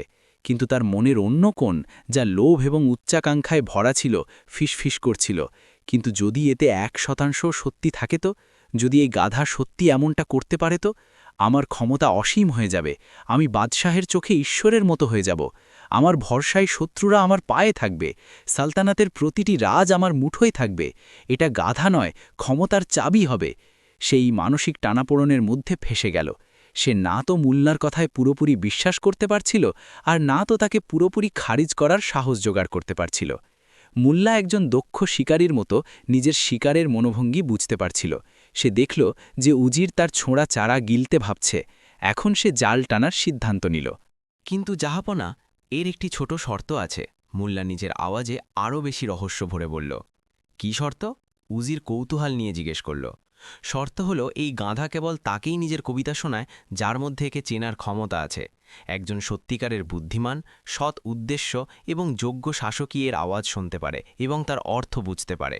কোনো বোকা, অহংকারী বা অযোগ্য মানুষের জন্য তো এটি শুধু ঢেঁচুই করবে। তাকে তো এটি সবসময় একটি সাধারণ জানোয়ারই মনে হবে। এটি ছিল মুল্লার ব্রহ্মাস্ত্র, এমন এক অমোঘ আঘাত যা উজিরকে পুরোপুরি নিরস্ত্র করে দিল। মুল্লা বড় পরিষ্কারভাবে গাধার পরীক্ষাকে উজিরের নিজের বুদ্ধিমত্তা এবং যোগ্যতার পরীক্ষায় পরিণত করে দিয়েছিল। এখন সমীকরণ পুরোপুরি পাল্টে গিয়েছিল। মুল্লা নিজের কথাকে চূড়ান্ত রূপ দিতে গিয়ে নিজের সবচেয়ে বড় বাজি খেলল। সে সরাসরি উজিরের চোখের দিকে তাকালো এবং বলল, এখন ফয়সালা আপনার হাতে উজির সাহেব। বিকল্প খুব সোজা এবং সরল। যদি আপনি এই গাধাকে ন্যায্য দামে কিনে নেন, তো এই কথা পুরো সালতানাতে, বরং আশপাশের সালতানাতেও আগুনের মতো ছড়িয়ে পড়বে যে আমাদের উজিরে আলা এত মহান, এত জ্ঞানী এবং এত সক্ষম যে তার গাধাও কবিতা লিখে তাকে সালতানাত চালানোর পরামর্শ দেয়। আপনার ইজ্জত আর আপনার প্রতিপত্তি আকাশের উচ্চতাকে ছুঁয়ে ফেলবে। লোকেরা আপনাকে এক অলৌকিক শাসক হিসাবে দেখবে। এক মুহূর্ত থেমে মুল্লা নিজের আওয়াজে এক সতর্কবাণীর সুর যোগ করল, কিন্তু সে জোর দিয়ে বলল, কিন্তু যদি আপনি এটিকে এখানে এভাবেই ছেড়ে চলে যান, এটিকে কিনতে অস্বীকার করেন, তো লোকেরা কি বলবে? লোকেরা এটাই বলবে যে উজিরে আলার মধ্যে এতটুকুও বুদ্ধি, এতটুকুও সক্ষমতা ছিল না যে তিনি একটি কথা বলা অলৌকিক গাধাকে চিনতে পারেন। তারা বলবে যে গাধা তো নিজের কবিতা শোনাতে প্রস্তুত ছিল, কিন্তু উজির সাহেব সেই অমূল্য উপহার বোঝার লায়েকই ছিলেন না।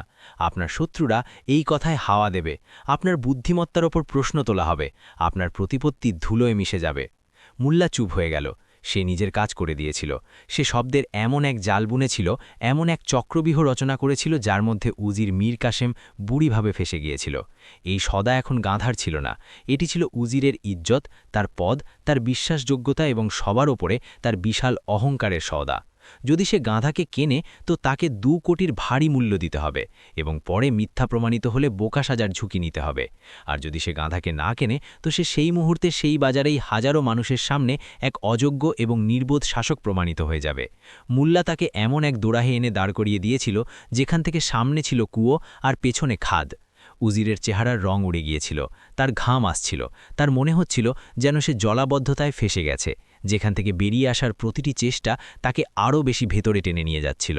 সালতানাতের সবচেয়ে শক্তিশালী মানুষটি আজ একজন ফকিরের শব্দের জালে এক অসহায় বন্দির মতো দাঁড়িয়েছিল। বাজারের প্রতিটি মানুষ, প্রতিটি সিপাহী, প্রতিটি দরবারি সবাই দম বন্ধ করে সেই চেহারাটিকে দেখছিল যার উপর হাড় স্পষ্ট লেখা ছিল। বাজারের সেই চৌরাহায় সময় যেন থেমে গিয়েছিল। বাতাসে মেশা ধূলিকণাও যেন নিজেদের গতি ভুলে সেখানেই স্থির হয়ে গিয়েছিল। সূর্য মাথার উপরে তেজ ছড়াচ্ছিল, কিন্তু উজির মীর কাসেম তার কপালে উঠে আসা ঠান্ডা ঘামের ফোঁটার অনুভব করছিল। তার চারপাশে তার সশস্ত্র দেহরক্ষীরা, সালতানাতের সবচেয়ে ভয়ঙ্কর সিপাহীরা দাঁড়িয়েছিল, কিন্তু তার অনুভব হচ্ছিল যে সে নিরস্ত্র এবং একা। মোল্লা নসরুদ্দিনের শেষ শব্দগুলো তার চারপাশে এক অদৃশ্য খাঁচা তৈরি করে দিয়েছিল, যার শিবগুলো যুক্তি এবং অহংকারের দ্বন্দ্বে তৈরি হয়েছিল। সে পাথরের মূর্তি হয়ে দাঁড়িয়েছিল, কিন্তু তার মস্তিষ্কের ভেতরে চিন্তার এক মহাসাগর উত্তাল হয়ে উঠেছিল। ঢেউয়ের মতো উঠতে থাকা চিন্তা তার বিবেক এবং অহংকারের পাহাড়ের সাথে ধাক্কা খেয়ে চুরমার হয়ে যাচ্ছিল। মুল্লার বোনা জাল এত সূক্ষ্ম এবং এত মজবুত ছিল যে তাকে কাটার কোনো হাতিয়ার উজিরের মাথায় আসছিল না। এটা একটা প্রতারণা, তার মস্তিষ্কের এক অংশ চিৎকার করছিল, একটা সাদা মিথ্যে। গাধা কখনো কথা বলে না, কখনো কবিতা লেখে না। এই লোকটা, এই ফকির, এই মুল্লা, আমাকে সালতানাতের উজিরে আলাকে পুরো দুনিয়ার সামনে বোকা বানাচ্ছে। আমার উচিত একে এই মুহূর্তেই গ্রেফতার করার হুকুম দেওয়া, এর জ্যান্ত চামড়া তুলে নেওয়া উচিত, যাতে অন্য কেউ এমন সাহস করার হিম্মত না করে। কিন্তু যেমনই এই ভয়ঙ্কর চিন্তা তার মনে আসছিল, একটি অন্য তার থেকেও বেশি শক্তিশালী চিন্তা তাকে থামিয়ে দিচ্ছিল। এই চিন্তা ছিল তার অহংকারের, তার সামাজিক ছবির। কিন্তু যদি আমি একে গ্রেফতার করি তো লোকেরা কি বলবে? তারা এটাই বলবে যে উজির মোল্লার প্রশ্নের জবাব দিতে পারল না, সে ভয় পেয়ে গেল, সে নিজের অযোগ্যতা লুকানোর জন্য পঙ্গু ক্ষমতা ব্যবহার করছে। মোল্লা তো নিজের শর্ত রেখে দিয়েছে, গাধা কেবল যোগ্য মানুষের সামনে কথা বলে। যদি আমি তাকে পরীক্ষা না করে শাস্তি দিই তো এটা আমার যোগ্যতার ওপর চিরকালের জন্য এক প্রশ্নচিহ্ন লাগিয়ে দেবে। আমার শত্রুরা, দরবারে বসে থাকা আমার বিরোধীরা এই সুযোগেরই অপেক্ষা করছে। তারা বাদশাহের কান ভরবে যে দেখুন জাহাপনা, আপনার উজির কত নির্বোধ যে এক অলৌকিক জানোয়ারকে চেনার বদলে তাকে শাস্তি দিচ্ছে। না, আমি এই ঝুঁকি নিতে পারি না। সে নিজের কাঁপতে থাকা চোখ ভিড়ের উপর ঘোরাল। যে লোকেরা কিছুক্ষণ আগে পর্যন্ত ভয়ে কাঁপছিল, এখন তাদের চোখে ভয়ের বদলে কৌতূহল, মনোরঞ্জন এবং এক লুকানো চ্যালেঞ্জের ভাব ছিল। তারা এখন শুধু দর্শক ছিল না, তারা এই মানসিক যুদ্ধের চূড়ান্ত বিচারক হয়ে উঠেছিল। তাদের নীরব দৃষ্টি উজিরকে জিজ্ঞেস করছিল, আপনি যোগ্য তো উজির সাহেব? আপনার মধ্যে এতটুকু সক্ষমতা আছে কি যে আপনি এই গাধার কবিতা শুনতে পারেন? উজিরের অনুভব হল যে সে এখন শুধু মুল্লার সাথে নয়, বরং এই হাজারো চোখের সাথে লড়ছে। এই লড়াই এখন সত্য আর মিথ্যের ছিল না, এটি পারসেপশনের লড়াই। আর এই খেলায় মুল্লা তার থেকে কয়েক মাইল এগিয়েছিল। সে বড় চটুরতা করে এই পুরো মামলাকে নিজের বিশ্বাসযোগ্যতা থেকে সরিয়ে উজিরের বিশ্বাসযোগ্যতার ওপর কেন্দ্রীভূত করে দিয়েছিল। এখন উজিরের সামনে কি রাস্তা বাকি ছিল? প্রথম বিকল্প, সেই গাধাকে 2 কোটিতে কিনে নেয়। এটি ছিল এক ধ্বংসাত্মক পদক্ষেপ। সালতানাতের রাজকোষ একটি গাধার ওপর লুটিয়ে দেওয়া তাকে বাদশাহের চোখে নামিয়ে দিত, এবং কাল যখন এটি প্রমাণিত হতো যে গাধা কথা বলে না, তো সেই ইতিহাসের সবচেয়ে বড় নির্বোধ বলে গণ্য হতো। তার সমস্ত ইজ্জাত, সমস্ত প্রতিপত্তি সবকিছু মাটিতে মিশে যেত। এই রাস্তা সোজা বরবাদির দিকে যেত। দ্বিতীয় বিকল্প, সে মুল্লাকে মিথ্যাবাদী এবং প্রতারক বলে গ্রেফতার করিয়ে দেয়, যেমনটা সে প্রথমে ভেবেছিল। এই পদক্ষেপ তার শক্তির প্রদর্শন তো করত, কিন্তু তার বুদ্ধিমত্তার উপর একটি স্থায়ী দাগ লাগিয়ে দিত। এটি তার হারের সবচেয়ে বড় প্রমাণ বলে মনে করা হতো। লোকেরা বলতো যে উজির নিজের অযোগ্যতাকে তরোয়ালের পেছনে লোকাচ্ছে। তৃতীয় বিকল্প, সে গাধার পরীক্ষা নেওয়ার দাবি করে। সে বলতে পারত, ঠিক আছে মোল্লা, আমি তোমার কথা মেনে নিচ্ছি। এই মুহূর্তেই সবার সামনে এই গাধাকে বলো যে সে কবিতা লিখুক। যদি সে কথা বলে তো আমি তোমাকে 2 কোটি নয় 4 কোটি দেব। আর যদি কথা না বলে তো তোমার মাথা ধর থেকে আলাদা করে দেওয়া হবে। এটি একটি যৌক্তিক পদক্ষেপ মনে হতো, কিন্তু উজির জানত যে মুল্লা এর জন্যও কোনো পাল্টা চাল ভেবে রেখেছে। মুল্লা আগেই বলেছিল যে গাধা ভিড়ে সাধারণ লোকেদের সামনে কথা বলে না, সে কেবল নিজের মহান এবং সক্ষম মালিককে একান্তে পরামর্শ দেয়। যদি উজির এই শর্ত রাখত তো মুল্লা বড় সহজে বলে দিত, জাহাপনা, এ কোনো বাজারি বাজিগর নয় যে সবার মনোরঞ্জনের জন্য নিজের কেরামতি দেখাবে। এর পরামর্শ সালতানাতের গোপন রাজ, তাদের এভাবে জনসমক্ষে কি করে প্রকাশ করা যেতে পারে। এবং এইভাবে মুল্লা বল আবার উজিরের কোর্টে ছুড়ে দিত, তাকে আরও বেশি ফাঁসিয়ে দিত। উজিরের অনুভব হল যে সে সব দিক থেকে ঘেরা। মুল্লা নসরুদ্দিন তাকে এক বৌদ্ধিক মাথ দিয়েছিল। সে যত বেশি ভাবত তত বেশি জড়িয়ে যেত। সে তার জীবনে প্রথমবারের মতো নিজের সমস্ত শক্তি, নিজের সমস্ত দৌলত, নিজের সমস্ত বুদ্ধি বৃথা মনে করছিল। এক সামান্য ফকির তাকে তারই দাবার ছকে হারিয়ে দিয়েছিল। অনেকক্ষণ পর্যন্ত নীরবতা বিরাজ করল। সূর্যের তেজ আরও বেড়ে গিয়েছিল। উজিরের গলায় কাঁটা বিঁধতে লাগল। সে বুঝে গিয়েছিল যে এই খেলায় জেতা এখন সম্ভব নয়। এখন প্রশ্ন জেতার ছিল না, বরং এই হারকে কম ক্ষতিতে কিভাবে মেনে নেওয়া যায় তার ছিল। তাকে নিজের ইজ্জত বাঁচাতে হতো, নিজের মুখ বাঁচাতে হতো। তাকে এই জলাবদ্ধতা থেকে বেরিয়ে আসার জন্য মাঝের কোনো রাস্তা বের করতে হতো। এমন একটি রাস্তা যেখানে সাপও মরে আর লাঠিও না ভাঙে।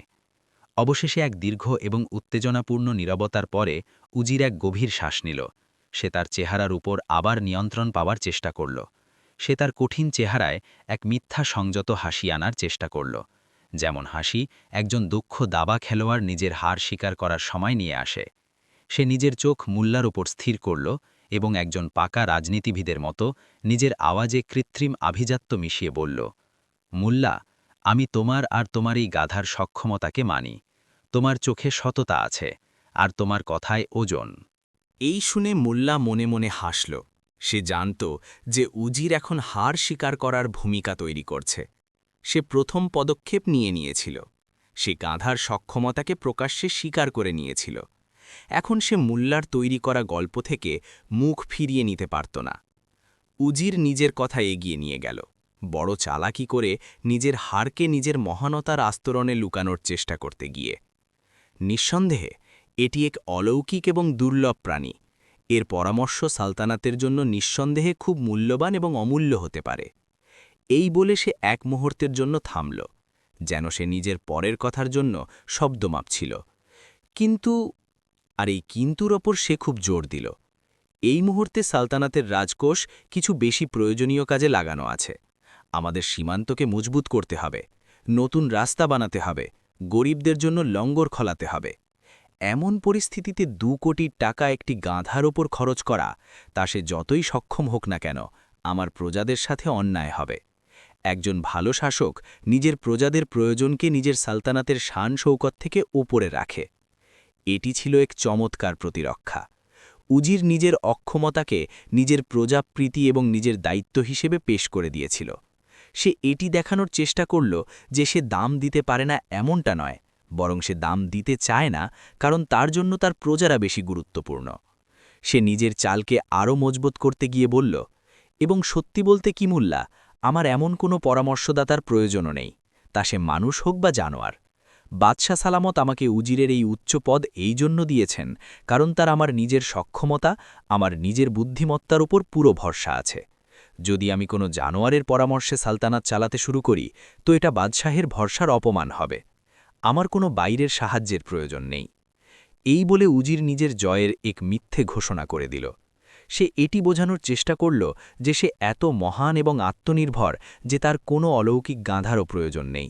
সে মুল্লার ছোড়া জালকে ধরে তাকে নিজের মহানতার মুকুট বানানোর চেষ্টা করল। ভিড়ে কিছু লোক, যারা উজিরের সমর্থক ছিল, চাপা আওয়াজে বাহবা করতে লাগল। তাদের মনে হল যে উজির কি দারুণ জবাব দিয়েছে।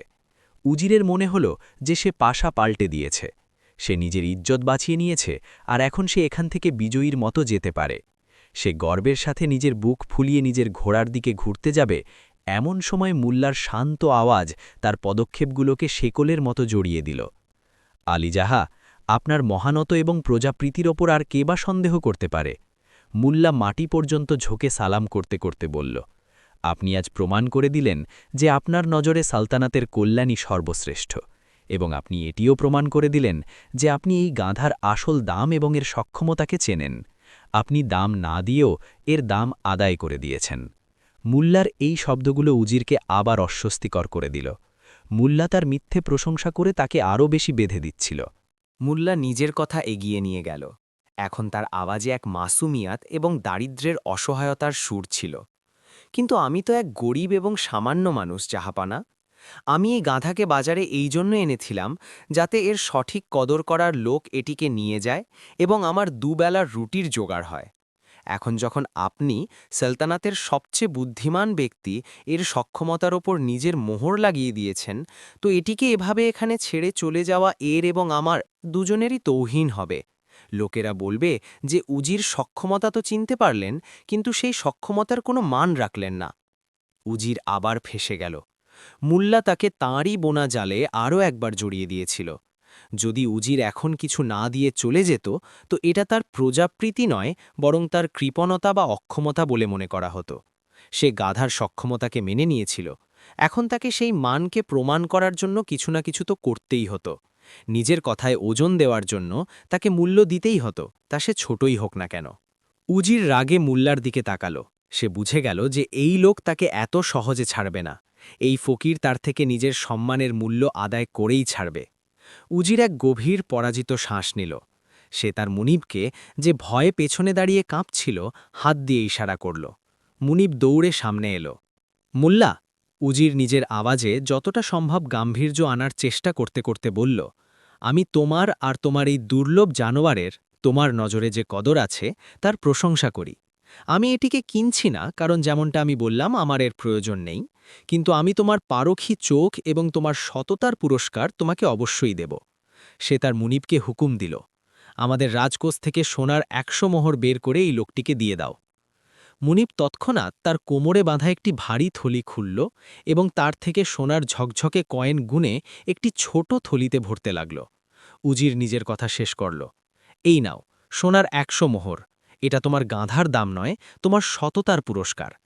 এখন এই গাধাকে এখান থেকে নিয়ে যাও, আর এটিকে এমন কোনো সুলতানের কাছে বেচো যার নিজের সালতানাত চালানোর জন্য পরামর্শদাতাদের প্রয়োজন হয়। এটি ছিল উজিরের শেষ চাল। সে 2 কোটি তো দিল না, কিন্তু 100 সোনার মোহর, যা সেই সময় এক খুব বড় অঙ্কের টাকা ছিল, দিয়ে সে একই সাথে অনেক লক্ষ্য ভেদ করল। প্রথমত সে এটি প্রমাণ করে দিল যে সে কৃপণ নয় এবং সক্ষমতার কদর করে। দ্বিতীয়ত সে মুল্লার মুখ বন্ধ করে দিল। এটি এক ধরনের উৎকোষ ছিল। তৃতীয়ত সে নিজের হারকে একটি পুরস্কার বা দানের রূপ দিয়ে নিজের ইজ্জত বাঁচানোর শেষ চেষ্টা করল। মুনিব সোনার মোহর ভর্তি থলি মুল্লার দিকে বাড়াল। মুল্লা সেটি নেওয়ার আগে আরও একবার উজিরকে আদব করে সালাম করল। সে থলিটি নিজের হাতে নিল। কয়েনের ঝনঝনানি সেই নীরব বাজারে দূর পর্যন্ত শোনা গেল। মুল্লা 2 কোটির গাধা বিক্রি করেনি, কিন্তু সে সেটি পেয়ে গিয়েছিল যার তার এবং তার পরিবারের আসলে প্রয়োজন ছিল। সে না শুধু নিজের দারিদ্র্য দূর করার মাধ্যম জোগাড় করে নিল, বরং সালতানাতের সবচেয়ে শক্তিশালী এবং অহংকারী ব্যক্তিকে ভরা বাজারে হাজারো মানুষের সামনে নিজের বুদ্ধি দিয়ে হারিয়ে দিল। আর এই সব সে কারো সরাসরি অপমান না করে, কোনো আইন না ভেঙে, শুধু শব্দ এবং মনোবিজ্ঞানের খেলা দিয়েই অর্জন করল। উজির মীর কাশেম এখন এক মুহূর্ত সেখানে দাঁড়াতে চাইছিল না। এই জায়গা, এই ভিড়, এই মুল্লা, এই গাধা সব তাকে কামড়ে খেতে আসছিল। সে দ্রুত পেছনে ঘুরল, প্রায় দৌড়াতে দৌড়াতে নিজের ঘোড়ার উপর সাওয়ার হলো এবং কাউকে না দেখে, কোনো হুকুম না দিয়েই সে নিজের ঘোড়াকে কাটা লাগালো। তার কাফেলা, তার হতভম্ব সিপাহীরা সব হুড়োহুড়িতে তার পিছে পিছে ছুটল। তাদের চলে যাওয়ার পর বাজারে যে মৃত্যুপুরীর নীরবতা ছেয়েছিল, তা হঠাৎ এক জোরদার কোলাহলে বদলে গেল। কিন্তু এটি ভয়ের কোলাহল ছিল না, এটি ছিল খুশি, আশ্চর্য এবং প্রশংসার কোলাহল। লোকেরা তাদের দোকান থেকে, তাদের ঘর থেকে বেরিয়ে এলো এবং মুল্লা নাসরুদ্দিনকে ঘিরে ধরল। তারা তালি বাজাচ্ছিল, তার জয় জয়কার করছিল। বাহ মুল্লাজি, বাহ! মানতেই হলো আপনার বুদ্ধি। আপনি তো অহংকারী উজিরকে ধুলো চাটালেন। আজ প্রমাণিত হলো যে বুদ্ধি বড় না মহিষ। লোকেরা তাকে কোনো বিজয়ী নায়কের মতো দেখছিল। তারা নিজেদের চোখে দেখেছিল যে কিভাবে এক সাধারণ গরিব মানুষ শুধু নিজের শব্দের জোরে সালতানাতের সবচেয়ে শক্তিশালী ব্যক্তিত্বদের মধ্যে একজনকে নত করতে বাধ্য করে দিল। এটি তাদের নিজেদের জয় ছিল, এক সাধারণ মানুষের জয়। মুল্লা তাদের আশা দিয়েছিল যে সত্য এবং বুদ্ধির সামনে বড় থেকে বড় ক্ষমতাও অসহায় হতে পারে। মুল্লা নাসরুদ্দিন সোনার মহরের থলি নিজের কোমরে বেঁধে ভিড়ের প্রশংসার মাঝে শান্তভাবে দাঁড়িয়েছিল। তার নজর নিজের গাধা বুন্দুর উপর ছিল, যে এই সব থেকে বেখবর গাছের নিচে পড়ে থাকা কিছু শুকনো পাতা চিবানোর চেষ্টা করছিল। মুল্লা হাসল। সে দুনিয়াকে এটি বুঝিয়ে দিয়েছিল যে সঠিক দাম সবসময় জিনিসের গুণমানের উপর নয়, বরং তাকে কেনার লোকের প্রয়োজন, তার দুর্বলতা এবং বাজারের তৈরি করা ধারণার উপর নির্ভর করে। আসল মূল্য বিক্রেতার বুঝদারিতে ছিল, আর আজ সে এটি প্রমাণ করে দিয়েছিল।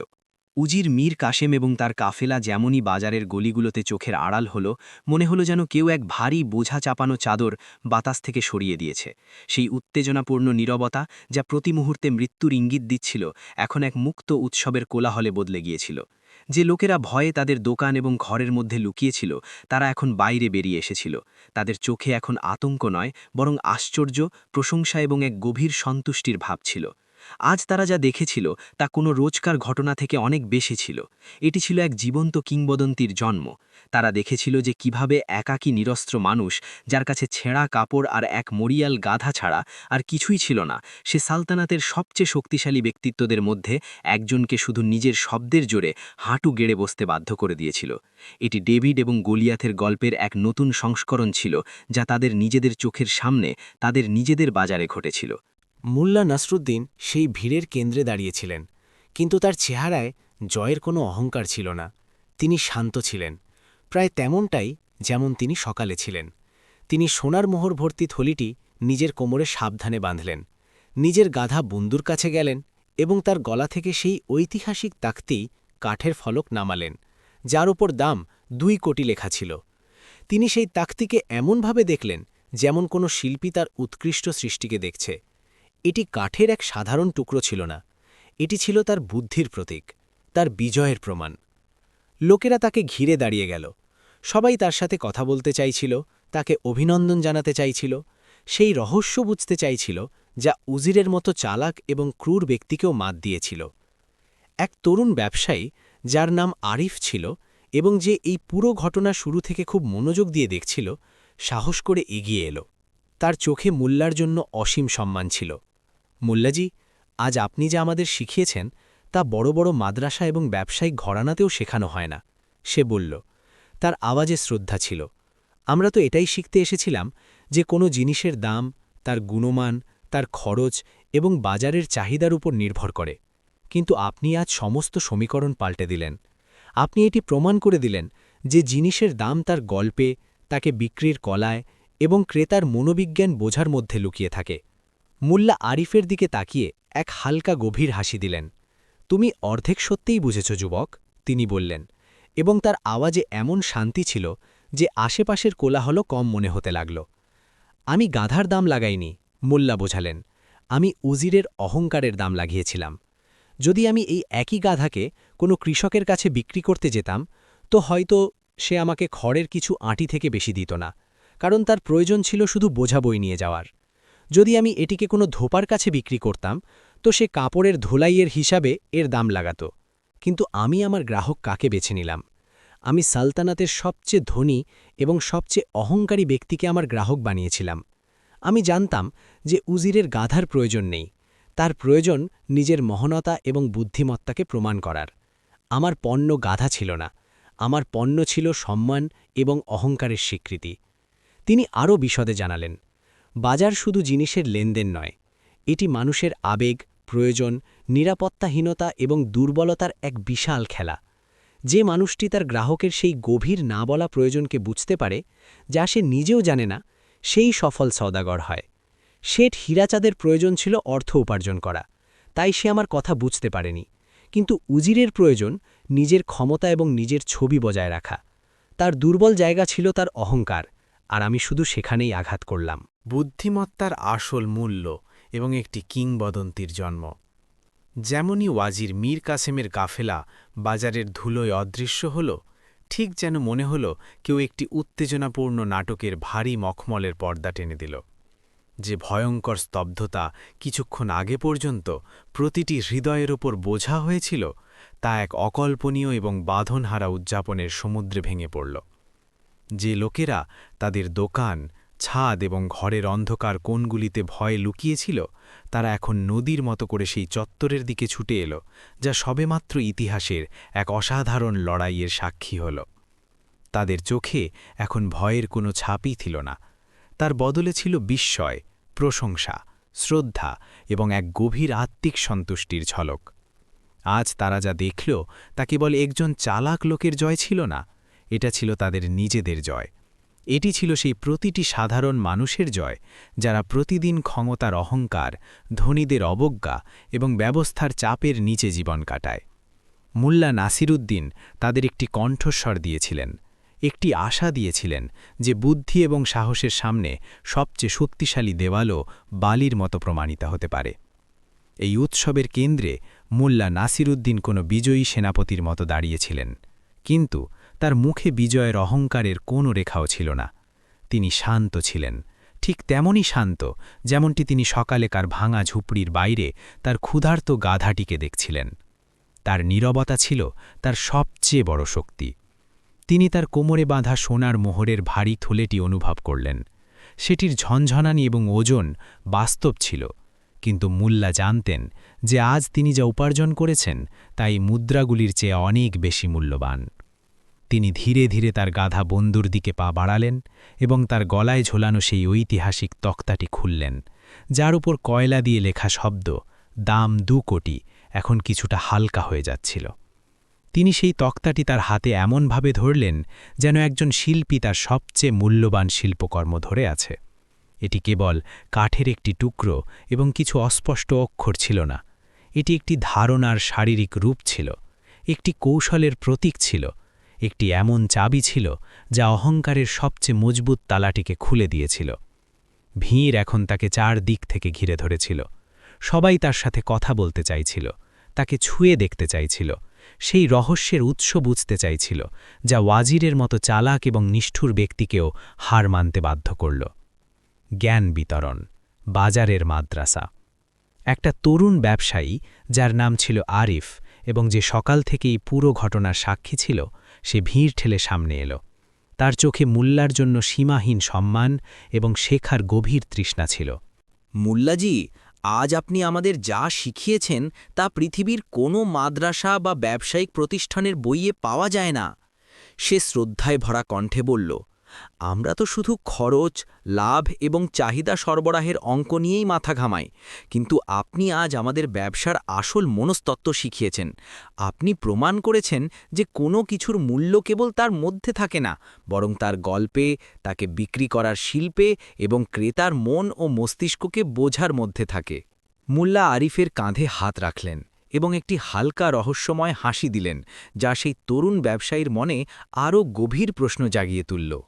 তুমি সত্যের বেশ কাছাকাছি এসেছ নওজোয়ান, তিনি বললেন, এবং তার শান্ত কণ্ঠস্বরে এমন শক্তি ছিল যে আশেপাশের কোলাহলও যেন থেমে গেল।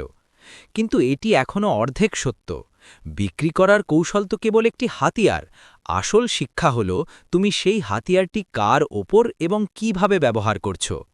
সেখানে উপস্থিত প্রতিটি ব্যক্তি, সে একজন সাধারণ সবজি বিক্রেতা হোক বা একজন ধনী কাপড় ব্যবসায়ী, কান পেতে শুনতে লাগল, যেন একজন গুরু তার শিষ্যদের জীবনের সবচেয়ে বড় এবং গোপন রহস্যটি বলতে যাচ্ছেন।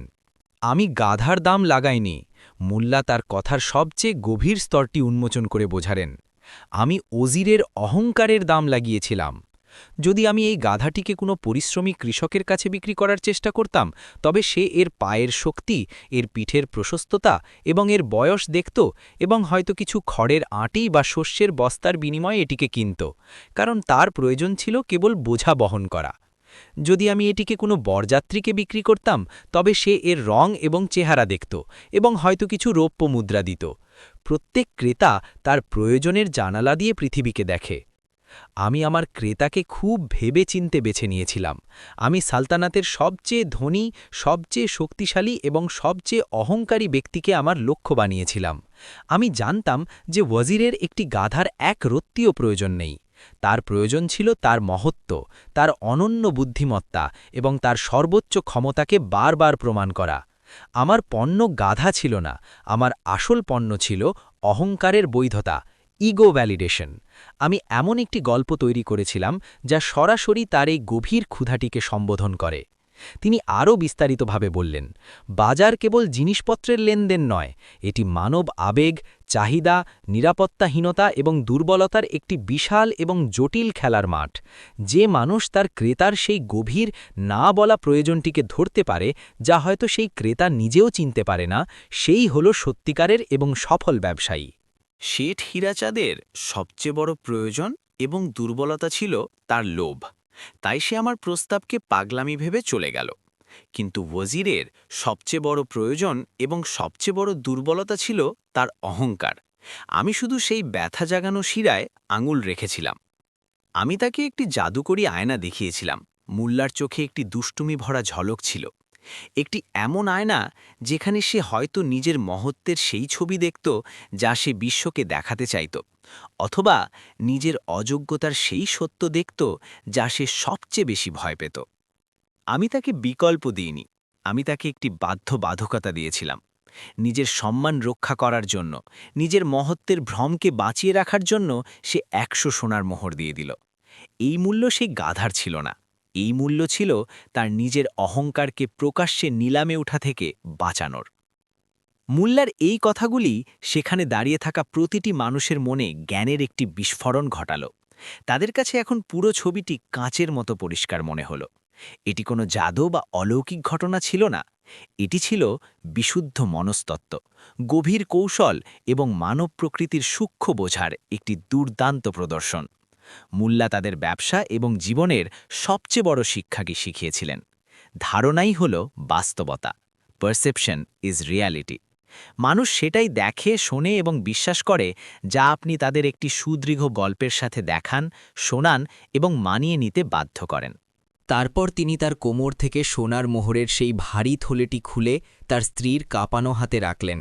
থলের ভারে স্ত্রীর হাত নিচের দিকে ঝুঁকে গেল। এটা কি? সে কাঁপতে কাঁপতে থলের মুখ খুলল। ভেতরে চাঁদের রাতে জ্বলে ওঠা তারার মতো ঝলমলে সোনার মুদ্রাগুলি দেখে তার চোখ অবিশ্বাস নিয়ে বড় হয়ে গেল। সে তার পুরো জীবনে এত সম্পদ একসাথে দেখার কল্পনাও করেনি। তার মনে হল এটি কোনো স্বপ্ন বা হয়তো কোনো প্রতারণা।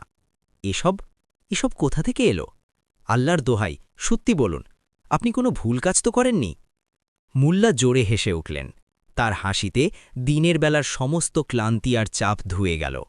না আমার সরলমতি বেগম, এটি কোনো ভুল কাজের নয়, বরং সঠিক মস্তিষ্কের উপার্জন। এটি আমাদের প্রিয় বন্ধুর দাম। বন্ধুর দাম? আপনি কি আমাদের বন্ধুকে বিক্রি করে দিয়েছেন? স্ত্রীর কণ্ঠে দুঃখ ও মায়ার মিশ্রণ ছিল। বিক্রি করেছিও, আবার করিনিও, মূল্যে তার চিরাচরিত রহস্যময় ভঙ্গিতে বললেন। তারপর তিনি সেই চৌকিতে বসলেন এবং তার স্ত্রীকে দিনের বেলার পুরো মহাকাব্যটি শুরু থেকে শেষ পর্যন্ত পুরো বিস্তারিতভাবে শোনালেন। কিভাবে তিনি একটি ধারণাকে তক্তার উপর নামালেন, কিভাবে বাজারের হাসি ঠাট্টাকে নিজের শক্তি বানালেন, কিভাবে শেঠ হীরাচাঁদের লোভকে তার সীমা দেখালেন এবং অবশেষে কিভাবে উজিরের অহংকারের পাহাড়কে নিজের বুদ্ধির ছেনি দিয়ে খোদাই করে তার কাছ থেকে নিজের দাম আদায় করলেন। গল্প শুনতে শুনতে তার স্ত্রীর মুখে আবেগের এক রংধনু ফুটে উঠল। কখনো সে হাসছিল, কখনো অবাক হচ্ছিল, কখনো ভয়ে চোখ বন্ধ করে নিচ্ছিল, এবং অবশেষে তার চোখে তার স্বামীর জন্য গর্ব ও সম্মানের অশ্রু ছলকে উঠল। আজ প্রথমবারের মতো সে বুঝতে পারল যে মানুষটিকে সে কখনো কখনো তার অদ্ভুত এবং পৃথিবী থেকে আলাদা চিন্তাভাবনার জন্য মনে মনে তিরস্কার করত, সে আসলে কত বড় জ্ঞানী, কৌশলীবিদ এবং জীবনের শিল্পী। সেই রাতে, বহু অন্ধকার রাতের পরে, মুল্লার ঘরে চুলো জ্বলে উঠল এবং তাতে রাজকীয় খাবার রান্না হল। শিশুরা পেট ভরে খেল এবং আনন্দে নাচতে লাগল। ঘরে ঘিয়ের কয়েক ডজন প্রদীপ জ্বালানো হল, যার আলো ঝুপড়ির ফুটোগুলি থেকে বাইরে ছিটকে এসে বাইরের অন্ধকারকে চ্যালেঞ্জ জানাচ্ছিল, যেন তারা বিশ্বকে তাদের জীবনের এক নতুন এবং উজ্জ্বল অধ্যায়ের সূচনার ঘোষণা করছিল। কিংবদন্তির বিস্তার এবং দূরগামী প্রভাব। 2 কোটির গাধার গল্পটি কেবল সেই রাতের প্রদীপের আলোর সাথে শেষ হয়নি, এটি ছিল সেই গল্পের কেবল সূচনা। এই কাহিনী একটি লোককথা হয়ে গেল, একটি কিংবদন্তি হয়ে গেল, যা সময় এবং সীমানা অতিক্রম করে প্রতিটি ঘর এবং প্রতিটি মজলিসের অংশ হয়ে গেল। বাজার ও বাণিজ্যের ওপর প্রভাব। শহরের ব্যবসায়ীদের জন্য এই ঘটনাটি এক বিপ্লবের চেয়ে কম কিছু ছিল না। তারা বাণিজ্য দেখার তাদের পুরো দৃষ্টিভঙ্গিই পাল্টে ফেলল। এখন তারা বুঝতে পেরেছিল যে সফল হওয়ার জন্য কেবল ভালো পণ্য থাকাই যথেষ্ট নয়, সেই পণ্যের সাথে একটি ভালো গল্প থাকাও জরুরি। তারা শিখল যে ক্রেতা কেবল একটি জিনিস কেনে না, সে সেই জিনিসের সাথে জড়িত অনুভূতি, অভিজ্ঞতা এবং গল্প কেনে। বাজারে একটি নতুন প্রতিযোগিতা শুরু হলো, নিজেদের জিনিসগুলিকে আরও ভালোভাবে উপস্থাপন করার, তার একটি অনন্য পরিচয় তৈরি করার। অনেক তরুণ ব্যবসায়ী তো মুল্লাকে তাদের উস্তাদ বা গুরু মেনে নিল এবং প্রায়শই তার কাছ থেকে ব্যবসা ও জীবনের গুণাবলী শিখতে আসতে লাগল। ক্ষমতার অলিন্দে প্রভাব। ওয়াজির মীর কাসিমের জন্য এই ঘটনাটি এমন একটি অপমান ছিল যা সে কোনো দিন ভুলতে পারেনি। যদিও সে ক্ষমতায় টিকে থাকার জন্য নিজের নিষ্ঠুরতা আরও বাড়িয়ে দিল, কিন্তু তার প্রভাবে একটি স্থায়ী ফাটল তৈরি হয়ে গিয়েছিল। দরবারে তার শত্রু এবং প্রতিদ্বন্দ্বীরা এখন তাকে গাধাওয়ালা ওয়াজির বলে চাপা স্বরে উপহাস করত। এই ঘটনাটি এই কথার প্রতীক হয়ে গেল যে ক্ষমতা অপ্রতিরোধ্য নয়। বাদশাহ পর্যন্ত এই কিস্সা তার আসল রূপে পৌঁছল এবং বলা হয় যে তিনি একান্তে মুল্লার বুদ্ধিমত্তার প্রশংসা করেছিলেন। এর ফলে দরবারে ক্ষমতার ভারসাম্যেও কিছুটা পরিবর্তন এলো, কারণ এখন লোকেরা জেনেছিল যে ওয়াজিরকেও চ্যালেঞ্জ করা যেতে পারে। সাধারণ জনগণ ও সমাজের ওপর প্রভাব। সাধারণ মানুষের জন্য মুল্লা নাসিরউদ্দিন একজন নায়ক, এক আশার মশাল হয়ে উঠলেন। তিনি এই কথার জীবন্ত প্রমাণ ছিলেন যে ব্যবস্থাকে চ্যালেঞ্জ করার জন্য তলোয়ার বা সেনাবাহিনীর প্রয়োজন হয় না, একটি তীক্ষ্ণ মস্তিষ্কই যথেষ্ট। লোকেরা তাদের দৈনন্দিন সমস্যা এবং অবিচার নিয়ে তার কাছে আসতে লাগল। কেউ তাদের লোভী বাড়িওয়ালার দ্বারা বিরক্ত ছিল, তো কেউ দুর্নীতিগ্রস্ত কর্মকর্তার দ্বারা। মুল্লা তার অনন্য, হাস্যরসপূর্ণ এবং চতুর কৌশলে তাদের সাহায্য করতেন এবং তাদের নিজেদের লড়াই নিজে লড়ার সাহস এবং পথ দেখাতেন। মুল্লার নতুন জীবন। মুল্লা সেই সোনার মোহরগুলির খুব বিচক্ষণতার সাথে ব্যবহার করলেন। তিনি একটি ছোট কিন্তু আরামদায়ক বাড়ি কিনলেন, চাষের জন্য কিছুটা জমি নিলেন এবং তার সন্তানদের শিক্ষার উত্তম ব্যবস্থা করলেন।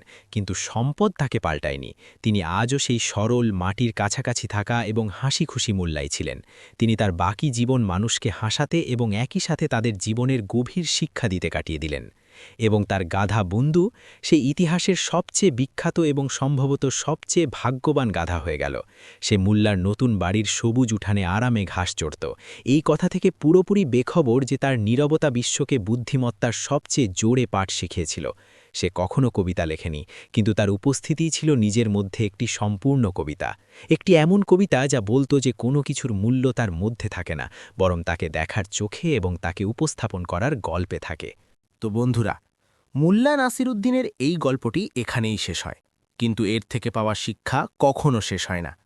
এই গল্পটি আমাদের শেখায় যে আমাদের সবচেয়ে বড় সম্পদ আমাদের ব্যাংকে রাখা অর্থ বা আমাদের হাতে ধরা তলোয়ার নয়, বরং আমাদের দুই কানের মাঝে ফাঁকা আমাদের মস্তিষ্ক।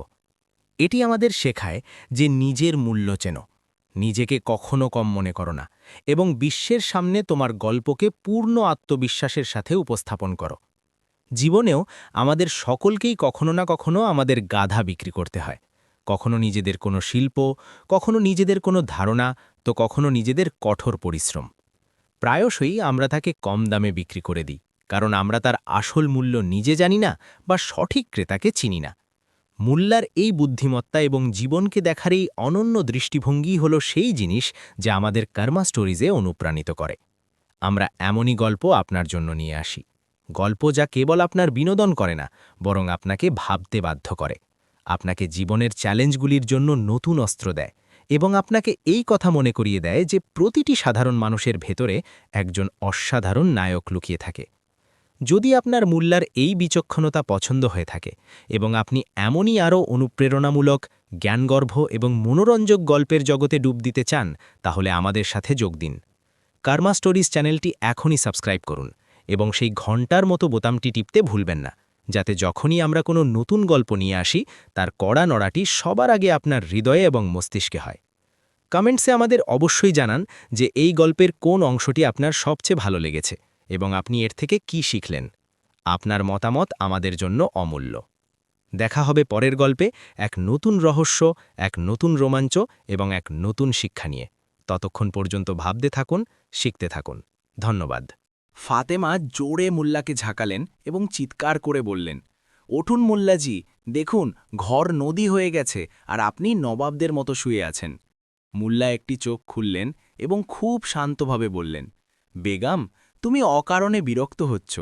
যদি ঘরে নদী বয় তবে আমাদের খুশি হওয়া উচিত, কারণ লোকেরা নদীর ধারে যাওয়ার জন্য মাইল মাইল পথ পাড়ি দেয়।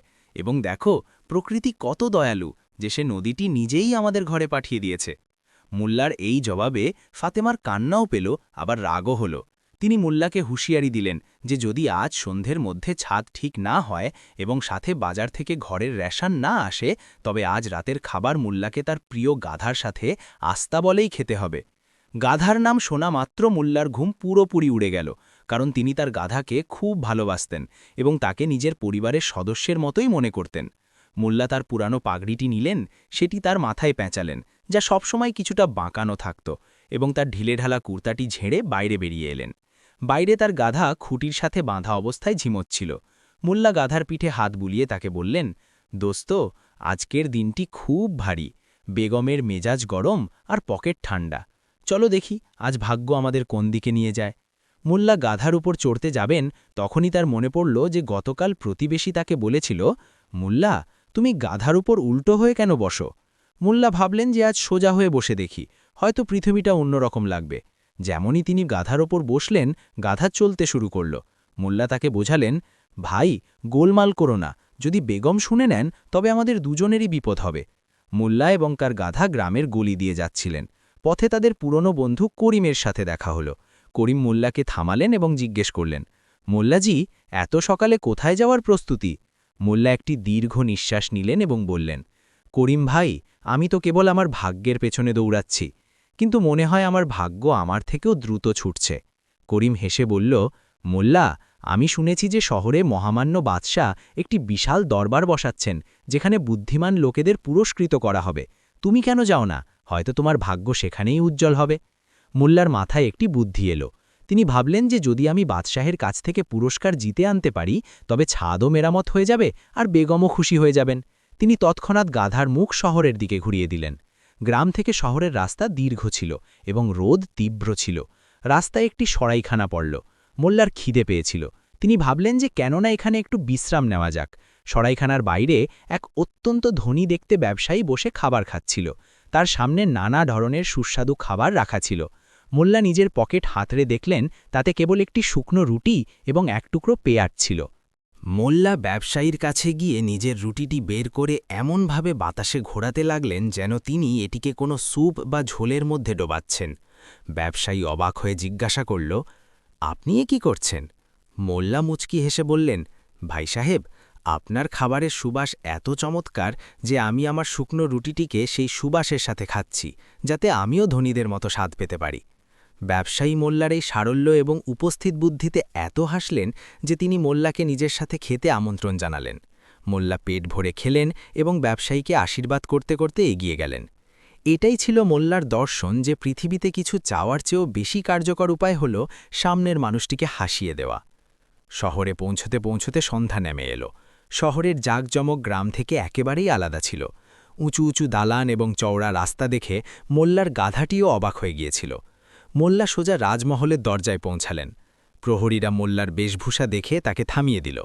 একজন প্রহরী কর্কশ কণ্ঠে জিজ্ঞাসা করল, এই ফকির, কোথায় মুখ তুলে চলে এসেছ? এটা বাদশাহের দরবার, কোনো ধর্মশালা নয়। মোল্লা অত্যন্ত বিনয়ের সাথে ঝুঁকে সালাম করলেন এবং বললেন, জনাব, আমি ফকির নই, আমি তো একজন এমন সওদাগর যে পৃথিবীর সবচেয়ে দামি জিনিস বিক্রি করে। প্রহরী হেসে জিজ্ঞাসা করল, ও আচ্ছা, তোমার কাছে এমন কি আছে? তুমি কি হিরে জহরত বিক্রি করো? মোল্লা নিজের পাগড়ি ঠিক করতে করতে বললেন, না ভাই, আমি বুদ্ধি এবং অভিজ্ঞতা বিক্রি করি, আর শুনেছি যে তোমাদের বাদশাহের এটির খুবই প্রয়োজন। প্রহরী মোল্লার এই স্পর্ধায় রেগে যেতেই চেয়েছিল, ঠিক তখনই সেখান দিয়ে বাদশাহের উজির যাচ্ছিলেন। উজির মোল্লার কথা শুনে ফেলেছিলেন। তার মনে হলো এই লোকটি হয় পাগল নয়তো সত্যিই খুব চালাক। উজির প্রহরীদের ইশারা করল এবং মোল্লাকে ভেতরে যাওয়ার অনুমতি দেওয়া হলো। দরবার সাজানো ছিল। বড় বড় বিদ্বান ও মৌলবীরা বসেছিলেন। বাদশাহ নিজের সিংহাসনে বসেছিলেন, কিন্তু তার মুখে চিন্তার রেখা ছিল। আসলে প্রতিবেশী দেশের বাদশাহ ৩টি প্রশ্ন পাঠিয়েছিলেন এবং বলেছিলেন যে যদি সেগুলোর সঠিক উত্তর না দেওয়া হয় তবে তিনি আক্রমণ করবেন। মোল্লাকে দরবারের ঠিক মাঝখানে দাঁড় করানো হলো। বাদশাহ মোল্লাকে ওপর থেকে নিচ পর্যন্ত দেখলেন এবং জিজ্ঞাসা করলেন, তুমি কি আমাদের প্রশ্নের উত্তর দিতে পারবে? মোল্লা বললেন, হুজুর, প্রশ্ন করার আগে এটা তো বলুন যে যদি উত্তর সঠিক হয় তবে পুরস্কার কি মিলবে? বাদশাহ বললেন, যা চাইবে তাই পুরস্কার পাবে। মোল্লা গাধার দিকে তাকালেন এবং মনে মনে ভাবলেন যে এবার ছাদের মেরামত পাকা। বাদশাহ প্রথম প্রশ্নটি জিজ্ঞাসা করলেন, বলো, পৃথিবীর কেন্দ্র, সেন্টার অফ দি আর্থ কোথায়? দরবারে নীরবতা নেমে এলো। বড় বড় গণিতজ্ঞরা তাদের বই উল্টাতে লাগলেন। মোল্লা এক মুহূর্তও দেরি না করে তার হাতে ধরা লাঠিটি মাটিতে এক জায়গায় পুঁতে দিলেন এবং বললেন, যেখানে আমার এই লাঠিটি পোতা আছে ঠিক সেখানেই পৃথিবীর কেন্দ্র। বাদশাহ অবাক হয়ে জিজ্ঞাসা করলেন, তুমি এত জোরের সাথে কিভাবে বলতে পারো? মোল্লা মুচকি হেসে বললেন, হুজুর, যদি আপনার বিশ্বাস না হয় তবে আপনি নিজেই পৃথিবীকে দুই দিক থেকে মেপে দেখুন। যদি 1 ইঞ্চিও পার্থক্য বের হয় তবে আমার মাথা হাজির। বাদশাহ মোল্লার এই আত্মবিশ্বাসে হতবাক হয়ে গেলেন এবং যেহেতু পৃথিবীকে মাপা অসম্ভব ছিল তাই উত্তরটি মেনে নেওয়া হলো। এরপর বাদশাহ দ্বিতীয় প্রশ্নটি জিজ্ঞাসা করলেন, আকাশে মোট কয়টি তারা আছে? মোল্লার সাথে সাথে তার গাধাটিকে এগিয়ে দিলেন এবং বললেন, আমার এই গাধার শরীরে যত লোম আছে আকাশে ঠিক ততগুলোই তারা আছে। উজির জিজ্ঞাসা করল, এর কি প্রমাণ আছে? মোল্লা বললেন, উজির সাহেব, যদি আপনার সন্দেহ হয় তবে আপনি প্রথমে আকাশের তারাগুলো গুনে নিন এবং তারপর আমার গাধার লোমগুলো। যদি গণনায় পার্থক্য আসে তবে আপনি যে শাস্তি দেবেন তা আমার মঞ্জুর হবে। এবার বেচারা উজির গাধার লোম কিভাবে গুনবেন, আর তারা গোনা তো অসম্ভব ছিলই। দরবারে হাসি একটি ঢেউ খেলে গেল। তৃতীয় প্রশ্নটি ছিল সবচেয়ে কঠিন। বাদশাহ নিজের দাড়িতে হাত বুলাতে বুলাতে জিজ্ঞাসা করলেন, আচ্ছা এটা বলো যে আমার দাড়িতে কয়টি চুল আছে এবং তোমার গাধার লেজে কয়টি লোম আছে? মোল্লা গাধার লেজটিকে খুব মনোযোগ দিয়ে দেখলেন এবং তারপর বাদশাহের দাড়িটিকে। তিনি বললেন, হুজুর, এ তো খুবই সহজ হিসাব। আপনার দাড়িতে এবং আমার গাধার লেজে সমান সংখ্যক চুল বা লোম আছে। বাদশাহ রাগের সাথে বললেন, এ তুমি কি বাজে কথা বলছো? মোল্লা শান্তভাবে বললেন, হুজুর, যদি বিশ্বাস না হয় তবে আমরা আপনার দাড়ি থেকে একটি চুল তুলি এবং গাধার লেজ থেকে একটি লোম, এভাবে এক এক করে তুলতে থাকি। শেষে যদি গণনা সমান না হয় তবে আমি হার মেনে নেব। বাদশাহ নিজের দাড়ি বাঁচানোর জন্য তৎক্ষণাৎ মোল্লাকে বিজয়ী ঘোষণা করলেন। মোল্লা পুরস্কার হিসেবে 1 থলি সোনার মোহর পেলেন। মোল্লা খুশি খুশি দরবার থেকে বাইরে বেরিয়ে এলেন। কিন্তু গল্পটি এখানেই শেষ হয়নি। মোল্লা যেই শহর থেকে বাইরে এলেন ততক্ষণে রাত হয়ে গিয়েছিল। জঙ্গলের রাস্তায় ডাকাতরা তাকে ঘিরে ধরল। ডাকাতদের সর্দার মোল্লার গলায় তলোয়ার রাখল এবং বলল, এই মোল্লা, যা কিছু আছে তাড়াতাড়ি বের করে দে, না হলে তোর জান বাঁচবে না। মোল্লা অত্যন্ত সারল্যের সাথে বললেন, ভাই দেখো, জান তো এমনিতেই একদিন যাবে, কিন্তু এই সোনার থলিটি অনেক কষ্টে পেয়েছি। ডাকাত থলিটি ছিনিয়ে নিল। মোল্লা ডাকাতকে বললেন, ভাই, তুমি আমার সোনা তো নিয়ে নিলে, কিন্তু এখন বাড়ি গিয়ে আমি বিবিকে কি জবাব দেব? সে তো আমার জীবন দুর্বিষহ করে তুলবে। তুমি এমন করো, আমার এই টুপিটাই গুলি মারো, যাতে আমি বিবিকে বলতে পারি যে ডাকাতদের সাথে লড়তে গিয়ে আমার এই অবস্থা হয়েছে। ডাকাতের মোল্লার কথা শুনে মায়া হলো এবং সে মজা করে মোল্লার টুপিটি হাওয়ায় ছুড়ে দিয়ে তাতে গুলি চালালো। মোল্লা বললেন, ভাই, একটি গুলি আমার পাঞ্জাবির নিচ দিয়েও চালিয়ে দাও, যাতে ব্যাপারটা আরও আসল মনে হয়। ডাকাত সেটাই করল। মোল্লা আবার বললেন, একটি গুলি এবার পাজামার পাশ দিয়েও বের করে দাও। ডাকাত ট্রিগার চাপল, কিন্তু বন্দুক খালি ছিল, গুলি শেষ হয়ে গিয়েছিল। এটা দেখেই মোল্লা নিজের লাঠিটি তুললেন এবং ডাকাতদের উপর চড়াও হলেন। ডাকাতরা, যারা এতদিন মোল্লাকে বোকা ভাবছিল, নিরস্ত্র হয়ে মোল্লার মারে ভয় পেয়ে গেল এবং সেখান থেকে পালিয়ে গেল। মোল্লা নিজের সোনার থলিটি আবার তুলে নিলেন এবং গাধাকে বললেন, দেখিস ভাই, কখনো কখনো বোকা সেজেও বুদ্ধির কাজ হাসিল করা যায়। মোল্লা যখন বাড়ি পৌঁছলেন তখন মধ্যরাত। ফাতেমা দরজার সামনে দাঁড়িয়ে অপেক্ষা করছিল। মোল্লা সোনার থলিটি ফাতেমার হাতে রাখলেন। ফাতেমার চোখ ছানা বড়া হয়ে গেল।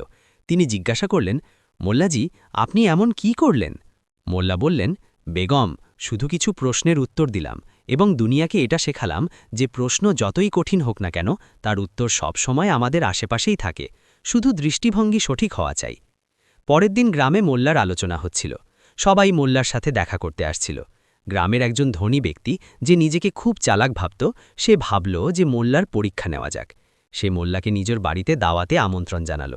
মোল্লা যখন দাওয়াতে পৌঁছলেন তখন তিনি দেখলেন যে বাকি অতিথিরা খুবই দামি এবং জমকালো পোশাক পরে এসেছেন, অথচ মোল্লা তার সেই পুরনো পোশাকেই ছিলেন। ধনী লোকটি এবং তার কর্মচারীরা মোল্লার দিকে কোনো মনোযোগ দিল না। মোল্লাকে না তো জল জিজ্ঞাসা করা হলো আর না তো বসার জায়গা দেওয়া হলো। মোল্লা বুঝতে পারলেন যে এখানে মানুষের নয়, পোশাকের কদর করা হয়। মোল্লা চুপচাপ সেখান থেকে বেরিয়ে এলেন এবং নিজের বাড়ি গেলেন। তিনি সিন্দুক থেকে একটি ঝলমলে শেরওয়ানি বের করলেন, যা তিনি কোনো এক নাটকে পড়ার জন্য কিনেছিলেন। মাথায় জড়িদার পাগড়ি বাঁধলেন এবং আতর মেখে আবার দাওয়াতে পৌঁছালেন। এবার যেই মোল্লা ভেতরে প্রবেশ করলেন, ধনী লোকটি ছুটে এসে মোল্লাকে অভ্যর্থনা জানাল। তাকে সবচেয়ে উঁচু আসনে বসানো হলো এবং নানা ধরনের খাবার পরিবেশন করা হলো। যখন খাওয়া শুরু হলো, তখন মোল্লা একটি অদ্ভুত কাজ করলেন। তিনি একটি কাবাব তুলে নিজের শেরওয়ানির পকেটে রাখলেন। তারপর স্যুপ তুলে নিজের হাতার উপর ফেলে দিলেন। ধনী লোকটি এবং বাকি অতিথিরা অবাক হয়ে দেখতে লাগলেন। ধনী লোকটি জিজ্ঞাসা করল, মোল্লাজি, আপনি এ কি খুঁজছেন? আপনার মাথা কি খারাপ হয়ে গেছে? মোল্লা অত্যন্ত গাম্ভীর্যের সাথে উত্তর দিলেন, না ভাই, আমি তো শুধু ন্যায় বিচার করছি। যখন আমি পুরনো পোশাকে এসেছিলাম, তখন আমাকে এক গ্লাস জলও দেওয়া হয়নি, আর এখন যখন আমি এই শেরওয়ানি পরে এসেছি, তখন আমাকে রাজকীয় খাবার দেওয়া হচ্ছে। এর মানে এই দাওয়াত আমার জন্য নয়, বরং আমার কাপড়ের জন্য। তাই আমি খাবার কাপড়কেই খাওয়াচ্ছি। ধনী লোকটি নিজের ভুল বুঝতে পারল এবং মোল্লার কাছে ক্ষমা চাইল। মোল্লার জীবনে এমন ঘটনা রোজই ঘটত। একবারের কথা, মোল্লা নিজের গাধাটিকে বাজারে বিক্রি করার জন্য নিয়ে গেলেন। গাধাটি খুব একগুঁয়ে ছিল, কিন্তু মোল্লা সেটির খুব প্রশংসা করলেন। একজন ক্রেতা জিজ্ঞাসা করল, মোল্লাজি, এই গাধা কি বিশ্বস্ত? মোল্লা বললেন, জনাব, এটি এত বিশ্বস্ত যে আপনি যদি এটিকে ছেড়ে চলেও যান, তবে এটি আবার আমার কাছেই ফিরে আসবে। ক্রেতা হেসে বলল, তাহলে তো আমি এটিকে কিনে বোকা বনব। মোল্লা বললেন, তা তো আপনি এমনিতেই আছেন, অন্তত গাধা কিনে ঘোড়ায় চড়ার মতো তো অনুভব করতে পারবেন। মোল্লার কথা অনেক সময় লোকেদের আঘাত দিত, কিন্তু তাতে তিক্ত সত্য থাকত। একবার মোল্লা মসজিদে উপদেশ দেওয়ার জন্য গেলেন। প্রচুর লোক জড়ো হয়েছিল।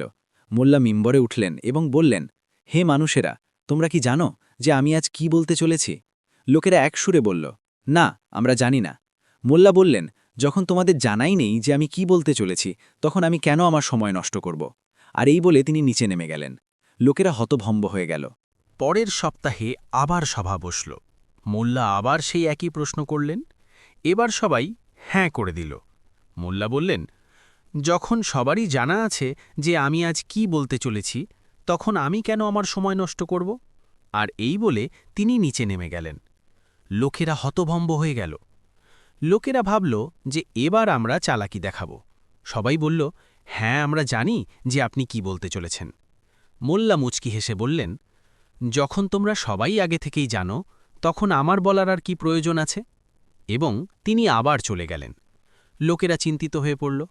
তারা ঠিক করল যে পরের বার অর্ধেক ভিড় হ্যাঁ বলবে এবং অর্ধেক না। তৃতীয় সপ্তাহে মোল্লা আবার সেই একই প্রশ্ন করলেন। অর্ধেক লোক বলল হ্যাঁ এবং অর্ধেক লোক বলল না। মোল্লা অত্যন্ত সরলতার সাথে বললেন, খুব ভালো, তাহলে যারা জানে তারা সেই লোকেদের বলে দিক যারা জানে না। আর এই বলে মোল্লা আবার চলে গেলেন। গ্রামবাসী বুঝতে পারল যে কথায় মোল্লাকে হারানো অসম্ভব। সময় পার হতে লাগল। মোল্লা বুড়ো হতে লাগলেন, কিন্তু তার দুষ্টুমি এবং উপস্থিত বুদ্ধি কমেনি। একদিন তিনি নিজের বাগানে কিছু খুঁজছিলেন। তার প্রতিবেশী সেখান দিয়ে যাচ্ছিলেন এবং জিজ্ঞাসা করলেন, মোল্লাজি, কি খুঁজছেন? মোল্লা বললেন, আমার চাবি হারিয়ে গেছে। প্রতিবেশীও সাহায্য করতে লাগল। অনেকক্ষণ খোঁজার পরেও চাবি পাওয়া গেল না। প্রতিবেশী জিজ্ঞাসা করল, মোল্লাজি, ঠিক করে মনে করুন, চাবি কোথায় পড়েছিল? মোল্লা ঘরের দিকে ইশারা করতে করতে বললেন, চাবি তো ভেতরে ঘরে পড়েছিল। প্রতিবেশী দেগে গেল। সে বলল, তাহলে আপনি বাইরে এখানে কেন খুঁজছেন? মোল্লা খুব শান্তভাবে বললেন, ভাই, ভেতরের ঘরে খুব অন্ধকার, আর এখানে বাইরে আলো আছে, তাই আমি আলোটে খুঁজছি। প্রতিবেশী মাথা চাপড়াতে চাপড়াতে চলে গেল। কিন্তু মোল্লা তাকে একটি খুব বড় শিক্ষা দিয়েছিলেন, যে মানুষ সুখ এবং আনন্দ বাইরের জগতে খোঁজে, অথচ সেটি তার নিজের ভেতরেই হারিয়ে থাকে। মোল্লার সম্পর্ক তার স্ত্রী ফাতেমার সাথে টক মিষ্টি ছিল। একবার ফাতেমা বললেন, মোল্লাজি, আপনি আমাকে কতটা ভালোবাসেন? মোল্লা বললেন, বেগম, আমি তোমাকে এত ভালোবাসি যে তুমি যদি বলো তবে আমি তোমার জন্য বাঘের সাথেও লড়তে পারি। ঠিক তখনই বাইরে একটি কুকুরের ডাকার আওয়াজ এলো। ফাতেমা বললেন, আচ্ছা, তাহলে একটু বাইরে গিয়ে দেখুন তো কে এসেছে। মোল্লা কম্বলের মধ্যে মুখ লুকাতে লুকাতে বললেন, বেগম, আমি বাঘের সাথে লড়ার কথা বলেছিলাম, কুকুরের তো কোনো উল্লেখই হয়নি। একদিন মোল্লা বাজার থেকে ৩ কিলো মাংস কিনে আনলেন এবং ফাতেমাকে বললেন যে আজ সন্ধ্যায় কোরমা রান্না করো। ফাতেমা কোরমা রান্না করলেন, কিন্তু দুপুরে তার বাপের বাড়ি থেকে কিছু মেহমান এলেন। ফাতেমা পুরো কোরমা মেহমানদের খাইয়ে দিলেন। সন্ধ্যায় যখন মোল্লা বাড়ি এলেন এবং খাবার চাইলেন, তখন ফাতেমা বললেন যে সেটি তো বিড়াল খেয়ে ফেলেছে। মোল্লা তৎক্ষণাৎ দাড়িপাল্লা নিলেন এবং বিড়ালটিকে ধরে মাপতে লাগলেন। বিড়ালটির ওজন ঠিক ৩ কিলো বের হল। মোল্লা বিড়ালটিকে ফাতেমার সামনে রেখে বললেন, বেগম, যদি এটি মাংস হয় তবে বিড়াল কোথায়? আর যদি এটি বিড়াল হয় তবে মাংস কোথায়? মোল্লা নাসিরুদ্দিন কেবল একজন মজার চরিত্র ছিলেন না, তিনি একটি আয়না ছিলেন, যেখানে সমাজ তার আসল চেহারা দেখতে পেত। তার গল্পগুলোতে কোনো শেষ থাকত না, কারণ বোকামি আর বুদ্ধির সিলসিলা তো অনন্ত। একবার মোল্লা মরার ভান করছিলেন। লোকেরা তার আশেপাশে জড়ো হয়ে কাঁদতে লাগল। ঠিক তখনই মোল্লা উঠে বসলেন। লোকেরা ভয় পেয়ে গেল। মোল্লা বললেন, ভয় পেও না, আমি তো শুধু এটা দেখছিলাম যে আমার মরার পরে তোমরা আমার নিন্দা করো নাকি প্রশংসা। লোকেরা জিজ্ঞাসা করল, তাহলে আপনি কি শুনলেন? মোল্লা বললেন, আমি শুনলাম যে তোমরা বলছিলে যে মোল্লা নিজের পেছনে অনেক ঋণ রেখে গেছেন, তাই আমি ভাবলাম যে মরার ইচ্ছাটা স্থগিত করে দেওয়াই ভালো, ঋণ শোধ করে দিই। একবার মোল্লা নদীর ধারে বসেছিলেন। অন্য তীর থেকে একজন লোক চিৎকার করে বলল যে, ও মোল্লা, আমাকে ওপারে আসতে হবে, আমি কিভাবে আসব? মোল্লা চিৎকার করে উত্তর দিলেন, পাগল মানুষ, তুমি তো সেই পারেই আছো। লোকটি হতভম্ব হয়ে গেল। মোল্লার দৃষ্টিভঙ্গি ছিল যে প্রতিটি মানুষ তার নিজের জায়গায় সঠিক থাকে, শুধু দেখার কোনটা আলাদা হয়। মোল্লার জীবনের আরও একটি বিখ্যাত ঘটনা আছে। একবার তাকে একটি দাওয়াতে সবচেয়ে উপরের তলায় নিয়ে যাওয়া হলো। সিঁড়িগুলো অনেক বেশি ছিল। মোল্লা হাঁপাতে হাঁপাতে উপরে পৌঁছালেন। যখন খাবার এলো, তখন তিনি দেখলেন যে খাবারে খুব কম মশলা ছিল এবং স্বাদও পানসে ছিল। মোল্লার খুব রাগ হলো, কিন্তু তিনি কিছু বললেন না। খাওয়া শেষ হওয়ার পরে মেজবান মোল্লাকে জিজ্ঞাসা করলেন, মোল্লাজি, নিচে নামার জন্য কি আমি আপনাকে সাহায্য করব? মোল্লা জানালার দিকে ইশারা করে বললেন, না, সেটার প্রয়োজন নেই। যে ধরনের খাবার তুমি খাইয়েছ, তারপরে আমি এখান থেকেই ঝাঁপ দেওয়া পছন্দ করব, যাতে আর কখনো এমন দাওয়াতে আসতে না হয়। মোল্লার গাধারও নিজের একটি আলাদা গল্প ছিল। একবার মোল্লা গাধাকে ঘাস খাওয়ানো বন্ধ করে দিলেন এবং তাকে কেবল কাঠের গুঁড়ো খাওয়াতে লাগলেন। লোকেরা জিজ্ঞাসা করল, মোল্লাজি, এ কেমন অত্যাচার? মোল্লা বললেন, আমি এটিকে অভ্যাস করাচ্ছি যে কম খেয়ে কিভাবে দিন কাটানো যায়। কিছুদিন পরে গাধাটি মরে গেল। মোল্লা খুব দুঃখের সাথে বললেন, কি দুর্ভাগ্য বেচারার, সবে তো এর না খাওয়ার অভ্যাস হতে শুরু করেছিল যে এটা চলে গেল। এই গল্পটি সেই কৃপণ লোকেদের উপর কটাক্ষ ছিল যারা সঞ্চয়ের চক্করে জীবনের আনন্দই শেষ করে দেয়। শীতের রাত ছিল। মোল্লা আর ফাতেমা আগুনের পাশে বসেছিলেন। মোল্লা বললেন, বেগম, ভাবছি যে আরও একটি বিয়ে করে নি। ফাতেমা জ্বলন্ত কাঠ তুলে মোল্লার দিকে ঘুরলেন। মোল্লা তৎক্ষণাৎ কথা ঘুরিয়ে বললেন, আমি তো এটা বলছিলাম যে যদি আমি বাদশাহ হতাম তবে আরও একটি বিয়ে করে নিতাম, কিন্তু যেহেতু আমি মোল্লা এবং আমার কাছে তোমার মতো একজন বাঘিনী আছে, তাই আমি নিজের জীবন প্রিয় মনে করি। গল্পের এই মোড়ে আমরা দেখি যে মোল্লা নাসিরুদ্দিনের চরিত্র কোনো একটি নির্দিষ্ট কাঠামোয় আবদ্ধ হয় না। তিনি কখনো কখনো এতই সরল হয়ে যেতেন যে বাচ্চারাও তাকে ঠকাতে পারত, আর কখনো এতই চালাক যে বাদশাও তার কাছে হার মানতেন। একবার মোল্লা একটি দোকানে গেলেন। দোকানদার মোল্লাকে ঠকানোর উদ্দেশ্যে বলল যে, মোল্লাজি, আমার কাছে এমন একটি পাত্র আছে যেখানে যদি আপনি সোনার মোহর ঢালেন তবে সেটি 2টি হয়ে বেরোবে। মোল্লা বললেন, আচ্ছা, আনো, দিয়ে দাও। মোল্লা পাত্রটি নিয়ে এলেন। কিছুদিন পরে মোল্লা দোকানদারের কাছে গেলেন এবং তাকে 2টি সোনার মোহর দিলেন। দোকানদার খুশি হয়ে গেল যে মোল্লা তার জালে ফেসে গেছেন। সে মোল্লাকে একটি বড় হাঁড়ি দিল এবং বলল যে এটি সেই পাত্রের বাবা, এতে আরও বেশি বরকত হবে। মোল্লা হাঁড়ি নিয়ে বাড়ি চলে এলেন। সপ্তাহ পেরিয়ে গেল, মোল্লা আর ফিরে এলেন না। দোকানদার মোল্লার বাড়ি পৌঁছল এবং নিজের হাঁড়িটি চাইল। মোল্লা কাঁদতে কাঁদতে বললেন, ভাই সাহেব, আমার খুব আফসোস হচ্ছে, কিন্তু আপনার হাঁড়িটির মৃত্যু হয়েছে। দোকানদার চিৎকার করে বলল, মোল্লা, তুমি কি পাগল হয়ে গেছ? হাঁড়িও কি কখনো মরে নাকি? মোল্লা সাথে সাথে উত্তর দিলেন, যখন হাঁড়ি বাচ্চা দিতে পারে তখন সেটি মরতেও পারে। দোকানদার নিজের মাথা ধরে বসে রইল।